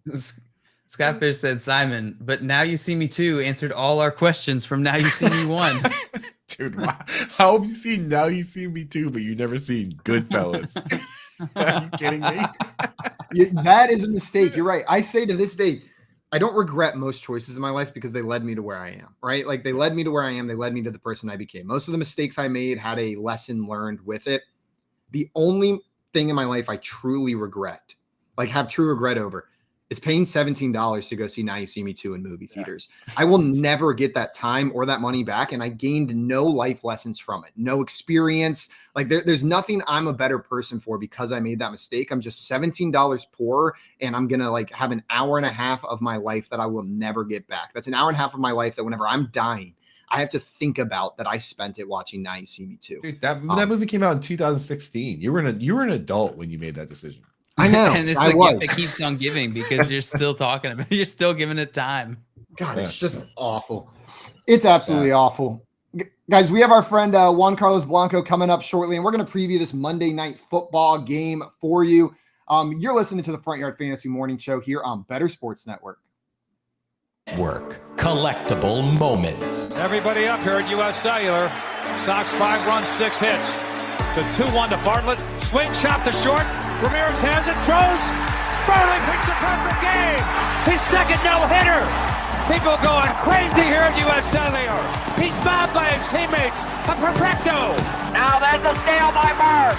Underneath the DJ, lays it in. Right up, 1 second left. What a play by Bird. Bird stole the imposing pass. Laid it up to DJ. DJ laid it up and in. And Boston has a 1-point lead with 1 second left. Out of the I formation on first down. Peterson the carry, looking for running room on the right side, has it to the 25, across the 30, across the 35, and out of bounds at the 40-yard line. Adrian Peterson has just gone over 2,000 yards for the season, the 7th man in NFL history to cross the 2,000-yard mark. Well, a thundering ovation for number 66, Mario Lemieux. Just the emotion I'm sure Mario is feeling in this place. You don't appreciate something until it's gone, and it's so great to have Mario back. Yager turns around. Over to Lemieux. Mario Lemieux, his first goal in his comeback here tonight at the Mellon Arena. And the Penguins lead 3-0, and he is smiling like a butcher's dog. Mario Lemieux. Oh, the band is out on the field. He's going to go into the end zone. The Bears have scored, but the Bands are out on the field. Pearson moves in front of the STP Dodge. Petty comes back to the inside. They almost touch as they move down low in the bank, and you're going to be side by side as they exit the bank and head for the finish line. Richard Petty goes back in front. They both spin. They're in the wall. Petty is sliding slamming into the wall. He's coming down toward the finish line. Will he make it? Pearson is still running. The winner is car number 21. An amazing finish. Richard Petty's car demolished in the front end, as well as car number 21. An unbelievable finish, a terrible crash. David Pearson has won the Daytona 500. Leitner catches, comes down, dribbles, shoots, scores! Christian Leitner has hit the bucket at the buzzer! Pitched by Downing, swinging, there's a drive into left-handed field. That ball is going to be out of here. It's gone. It's 7-15. There's a new home run champion of all time, and it's Henry Aaron. The most valuable player is Magic Johnson. 42 points, 15 rebounds, and 7 assists. He starts at center, plays forward and guard, and leads the Los Angeles Lakers to a world championship 123-107 over Philadelphia. Whether you collect sports memorabilia, fantasy championships, or winning bet slips, talk about it on Better Sports Network.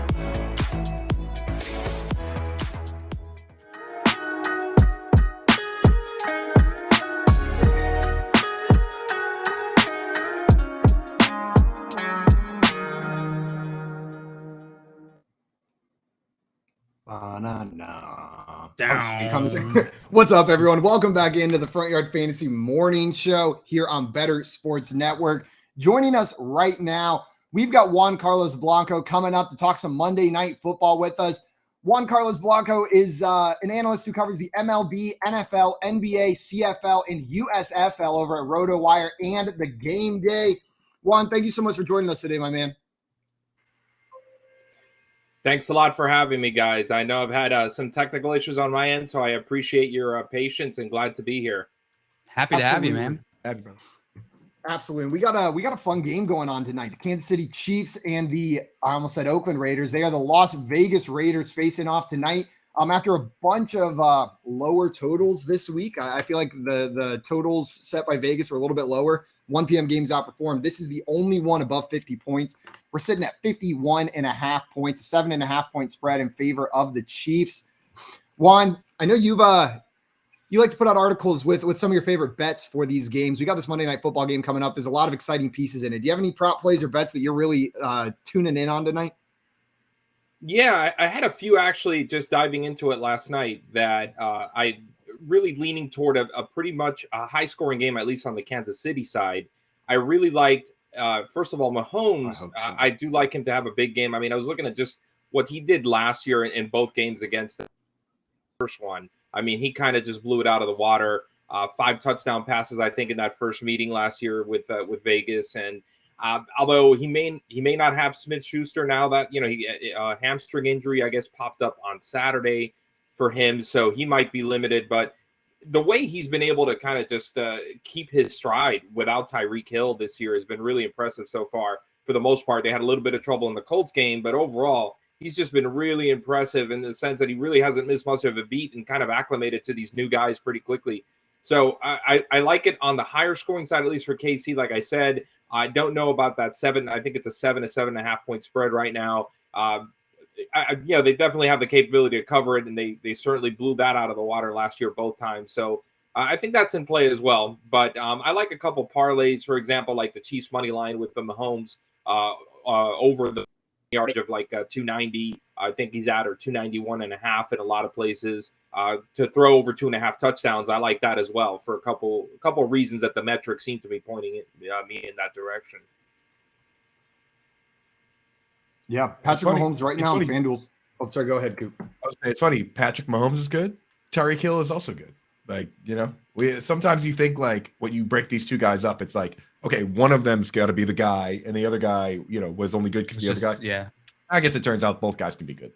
Yeah, they're both incredible players. The FanDuel Sportsbook right now is Patrick Mahomes at 279.5 passing yards. So it sounds like you'd be smashing that over, Juan.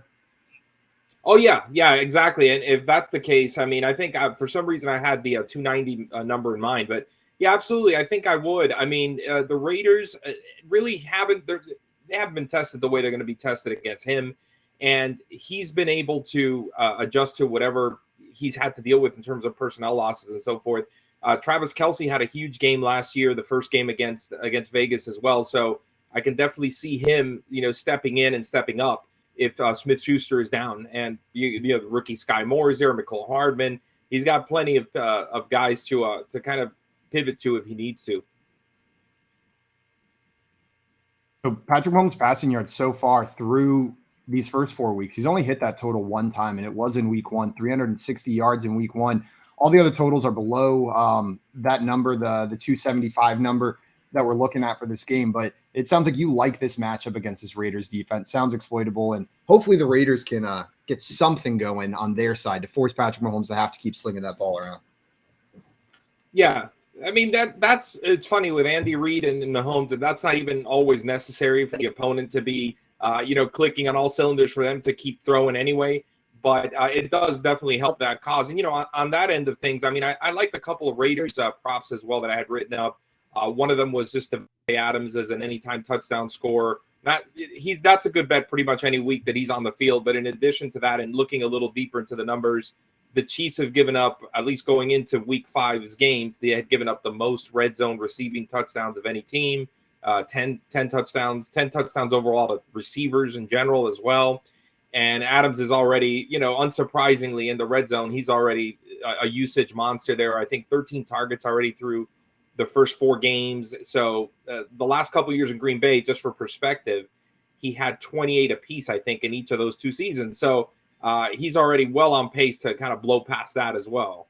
So I'm thinking Adams as an anytime touchdown scorer at plus money is a great prop to go with here.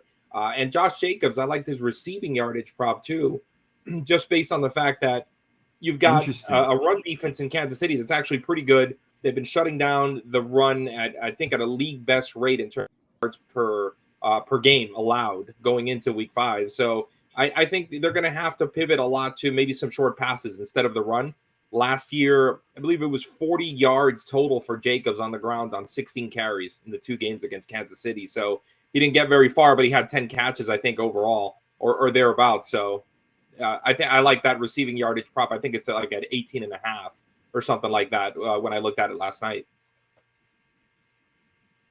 Yep, 18.5 is exactly where it is. Frank Clark, Chris Jones, rookie George Karlaftis, first round pick. I mean, like, pretty sneaky good. And not to mention, like, the best run defense in this league is a good offense, right? Like, the running is the luxury of the winning team in many cases. So if the Chiefs offense is putting up points, makes it tough to run the ball. Yeah. They've actually faced, I think it was like the least rush attempts. So you've got that asterisk, I guess, next to that number, but like you said, they have plenty of talent. They've got the speed on defense, and they're going to go ahead and they've got the body of work already showing that they can shut down Jacobs pretty good. So I don't see any reason why that probably wouldn't happen again. And what sometimes the best substitute for a coach when the running game is just kind of being slamming into a brick wall is to pivot to that short pass, which is more or less the equivalent or can be the equivalent. So that's where I'm leaning toward that because that's an easy yardage prop. I mean, Jacobs, I think the last 2 games, 30 yards apiece. I think it's been the identical receiving line the last 2 games, 5 for 30 or 5 for 31 or something like that. So he's been heavily involved in the passing game as the season has started to unfold here with in McDaniels' system. And I see Timmy saying, I need Josh Jacobs to go off for Scott Fishbowl. So you like him to get that 18.5 yards, but talking about this tougher run defense, you're expecting the Chiefs to score at will. Do you think from like a fantasy perspective, Josh Jacobs is going to have a good game, or you're just liking this one prop for him? Yeah, more so leaning on the receiving prop here, just based on what the numbers are telling us and based on what he did last year. I think I see him having a tough time on the ground, of course. Although for fantasy purposes, as we know, a couple of carries near the goal line can kind of resolve the efficiency issues for your fantasy score and get you a couple touchdowns and kind of prop it up. But I see them going more, like I said, to Adams more so in the red zone when they get down there. That matchup, for whatever reason, against the Chiefs secondary, which isn't a bad secondary, but down inside the 20, they've just had trouble stopping receivers and stopping the passing game. So I think that's definitely, obviously, something that's on Hills' radar and Carr's radar, and I think they're going in that direction. Yeah. Coop, you want to play the game that we always like to play with these games? How far down the list of first touchdown score would you be willing this is my to favorite. go? My favorite game. We So look you at have the it in first front of touchdown you. score odds. Yeah, go down that You pull up list. Go ahead, Coop. Sorry. I would say you pull up the first touchdown scorer list, right? The odds where it's like Kelsey's plus 600, Clyde Edwards-Helaire plus 750, and you see how far down that list you can create a narrative for somebody to actually score. So at the very bottom, it's like Tyron Johnson, Jesper Horsted, probably not going to happen, but somewhere in there, there's a potential, a lot of times plus 4,000, plus 5,000 that could happen. So Juan, when you take a look at that list, how deep can you go on that list and still create a narrative? I mean, there's always the Las Vegas defense or Kansas City defense. That's all no matter what team it is, that one's always in play. But when you take a look at that list, is there anybody down there where you say, hey, you know what? I might be willing to sprinkle a little money on this guy to potentially sneak one in, right? Right. I'm take a second to take a look there. There's some. Yeah. I'm pulling that up as we speak. So, it's funny you mentioned Jesper Horsted. I believe Moreau is questionable. So he actually may be backing up Waller today. So that might not be the craziest idea on a crazy play action, down near the end zone or something like that. You never know, because I think I think Moreau may be questionable for this game. But in looking converted at that, wide receiver. Yo, he looks like a tight end. Yeah, I know, but he played wide receiver at Princeton. Yeah. I mean, guys like that are the type that, sometimes when you have you think that other team, especially a division opponent, really knows you well, really knows your tendencies well, even though in this case with the Raiders' new coaching staff this year, but you kind of, down near the goal line, you have to get creative sometimes. In close quarters, it's already tough enough to score as it is. Sometimes you basically have to, get somebody involved that you normally wouldn't, to get the defense off guard. I mean, that would be a great guy. But in looking further, I'm looking at the list now. Here's a guy who, in preseason we heard plenty about, and if Smith-Schuster's out, this could be a guy that comes into play near the goal line too for Kansas City, or from any distance really. Justin Watson. He made some noise in the preseason. He did he's a good back from his Buccaneers days. He had a lot of potential. He just couldn't really break through on the depth chart there. But he's an athletic guy. He can get downfield, as we saw in preseason. I think he had a couple big catches downfield. So it's not a guy that you just have to, hope for something from close range as far as a score. He's able to kind of hit from anywhere on the field. And I think he's just looking at I think it was at Caesar Sportsbook here. I think it's like plus 2,800 for him right now for anytime touchdown score. So there's a guy. I think he's actually last on the list. On FanDuel, you get $5,000 on FanDuel. Yeah. So sorry to interrupt that. On FanDuel, you can get plus 5,000 on Justin Watson. Plus 5,000. Like fight your bookie level. That's $100 to win 5,000. Yeah. There's a guy that I would roll with because it's actually not as outlandish as as the price may imply.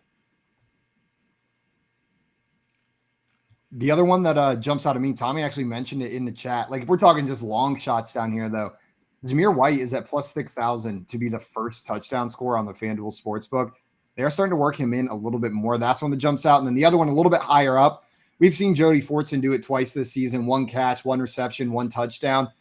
They get down there. They know Travis Kelce is going to be heavily targeted. Maybe they chuck the ball to Jody Fortson, start the game off, get him in the end zone. Plus 3,100 to be that first-time touchdown score.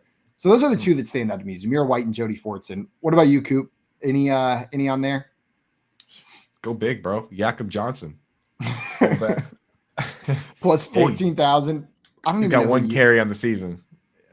And the next one's going to be for a touchdown. Absolutely. I don't know if I can go that deep, dude. I do like the Jesper Horsted call. That'll be a fun one if he does hit it. Plus 6,000. $10 wins you $600. Kind of interesting. Or if you're Keith, you just bet for there to never be a touchdown and for it to be the worst game ever. Yeah. Juan, what do you think about this? What do you think about the person who bets on a no touchdown game? Like what does that say about the mentality of a person if that's the bet they want to make? No touchdown scored. We may know someone who did that. What game was it during the Colts Broncos this Thursday game? And it hit. Thursday and it hit. That's a miserable bet, right? No touchdowns to score in a game.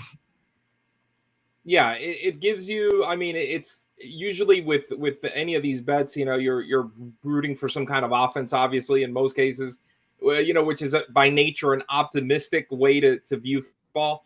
So it is kind of a gloom and doom bet. But funny enough, I mean, this Thursday's matchup would have been one of the few times that you can kind of pick your spots and do something like that, because it really, from a pure betting perspective and from a pure profit perspective, there are moments in the season where you can kind of feel it. If you're tracking a team's offenses struggles and you kind of see the matchup, it doesn't line up well, and both of the teams, for whatever reason, are either in a tough environment, maybe late in the season when weather's also a factor, things like that can actually be a prudent way to go, just from a pure sharp betting perspective, once in a blue moon. Although in today's NFL, obviously, it's almost designed to prevent that from ever happening. And funny enough, when it does happen, for example, as you're saying on Thursday night, it happens with like two marquee offseason quarterback additions at the helm for each team. Guys that have accomplished, whose list of accomplishments is a mile long in the NFL. And that's what ends up happening, just because, there's so many unique aspects to, I guess, the NFL offense and being able to score consistently. And when you've got, new coaching staffs and you've got new players around the quarterback, whatever the case might be, a combination of everything in that situation, for example, with Ryan and Wilson, you can end up sometimes with just an inefficient game. And obviously with the two defenses also that are really talented as well, and in a tough place to play over there at Empower Field. So. Yeah, that's the bet you make if like you have to go to a wedding or something and you can't watch the game and you just spitefully, you're like, I hope there's no touchdowns. Like, I hope the game sucks. Absolutely right. You're just before we let you go, it's right. Yeah, if you can't watch the game, bet no touchdowns and just hope that you don't miss anything. That's what Keith does. As a Jets fan, Keith is just spiteful. He's just spiteful. He's like, if I can't have fun, no one can. I suffered for years. Now you're all going to suffer. Juan, before we let you go, it sounds like you think the Chiefs are going to win this game based on the bets that you were making, the props that you like. But what is your score prediction for this Chiefs-Raiders Monday Night Football game tonight? Yeah, I mean, I think in the end, the Raiders are going to keep it more competitive than they did last year in those two games. I think that it's still going to come down to just Mahomes kind of carrying this, elevating, I guess, the Chiefs above that situation to the point where they still end up with I would say like a 34 to 21 type of win, double digits, 34-24 at the closest, I think, because in the end, I think Kansas City still has enough weapons. And what's happened, I think, with Vegas so far, we didn't really talk too much about Carr, but he's still clearly adjusting to McDaniels' system. In looking up the numbers yesterday, he's got the lowest completion percentage of his career so far that he's carrying right now. I think it's at 61%. Average yards per attempt are at 6.7. That's the lowest since his rookie season. So he's still getting his feet wet in the offense, even with Adams there and everything. He does get Hunter Renfrow back tonight, which is going to help for sure. And Mac Hollins seems to really have kind of just blossomed into kind of a mid-career renaissance, I guess you could say, or a mid-career breakout for him when he got a chance here to be the number 2 guy for the last couple of weeks. But we'll see kind of as he falls back into a third role, probably technically with Renfrow there, how well will he adjust to that? I don't know that they're still going to be at peak efficiency by any stretch yet. I think that's going to take until about the midway through the season. Then I think you see the Raiders really start clicking on offense. But for tonight, facing a tough defense at Arrowhead, I'm looking at 34-24 as kind of their closest that they get, before they lose. 34-24 for the Chiefs. Juan, thank you so much again for coming up with us. Everybody watching, make sure you go check out our friend Juan Carlos Blanco's work over on Twitter, and you can find him on Twitter at JCBlanco22. And check out his work on RotoWire as well. That's where you can find most of his articles. Juan, enjoy the rest of your day. Enjoy Monday Night Football, and thanks again for coming on, my man. Thanks again for everything, guys. It was a real pleasure. Thank you. Hope to see you soon. Have a great one. Koopa, how are you feeling about this game tonight? What's your score prediction for the Raiders Chiefs game tonight?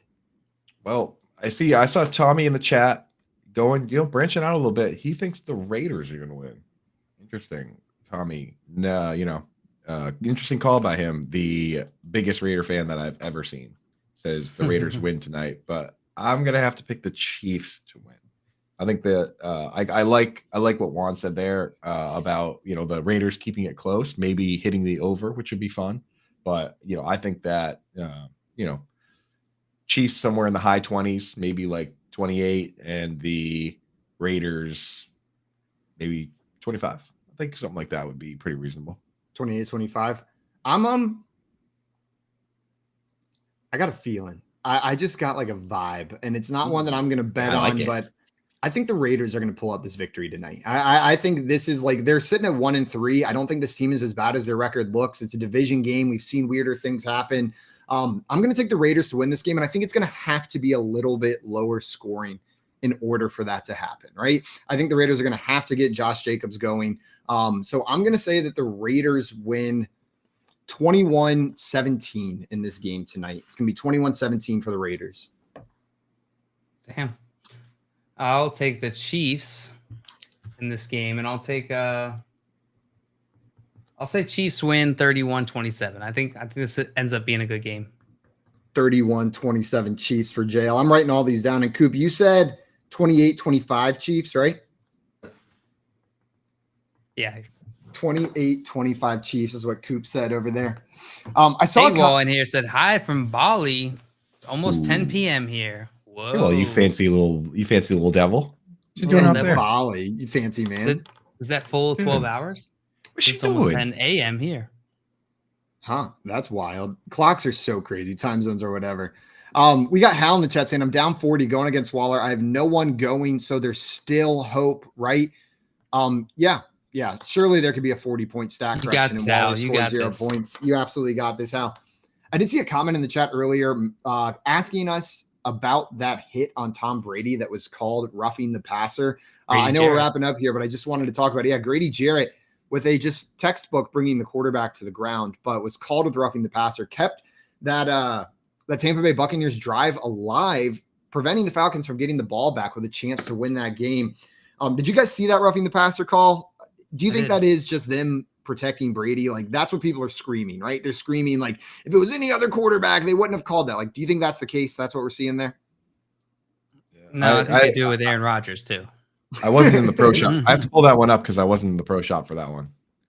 Yeah, they do that with quarterbacks. I don't think this is just a Tom Brady thing. I think you could definitely argue that Tom Brady probably gets it more than other quarterbacks just because of the nature of who he is. I mean, he's one of the biggest celebrity there is quarterback wise, and one of the most vocal players in relation to those types of things. So like the same with Aaron Rodgers, but that just the league overcompensating a bit. That looks like to me that looks like a tackle outside of Tom Brady kicking his leg like a toddler. Yeah, then Tom Brady tries to kick him, right? Like a little baby over there. And like they call roughing the passer. Signature move. I love Tom Brady. The kick. That's hilarious. I love Tom Brady, dude, but that is such a baby move. Bad Grady. Why'd you do that? I was gonna throw it, and now I can't. Greatest now quarterback I all just have to time. lay on the ground. To lay on the ground. Yeah, now my pants are dirty. We're sitting here doing like baby voices for the greatest quarterback of all time. Legend. Like, Legend. Half $500 million. I'm like $500 million. I want to remind everyone watching this that there is a chance today to win that Lawrence Taylor helmet. If you're just tuning in now, we are going to be giving that away at 11 a.m. Eastern time here on Better Sports Network during Moose and Keith, which is coming up next. So make sure you guys are staying tuned for that. And if you enjoy what we're doing over here, if you like hanging out with us, head on over to our YouTube channel at Front Yard Fantasy. Hit that subscribe button and check out all the awesome content we're pushing out over there. We got a game show. We got videos coming out helping you win your leagues. It's fun stuff. It's fun stuff over there.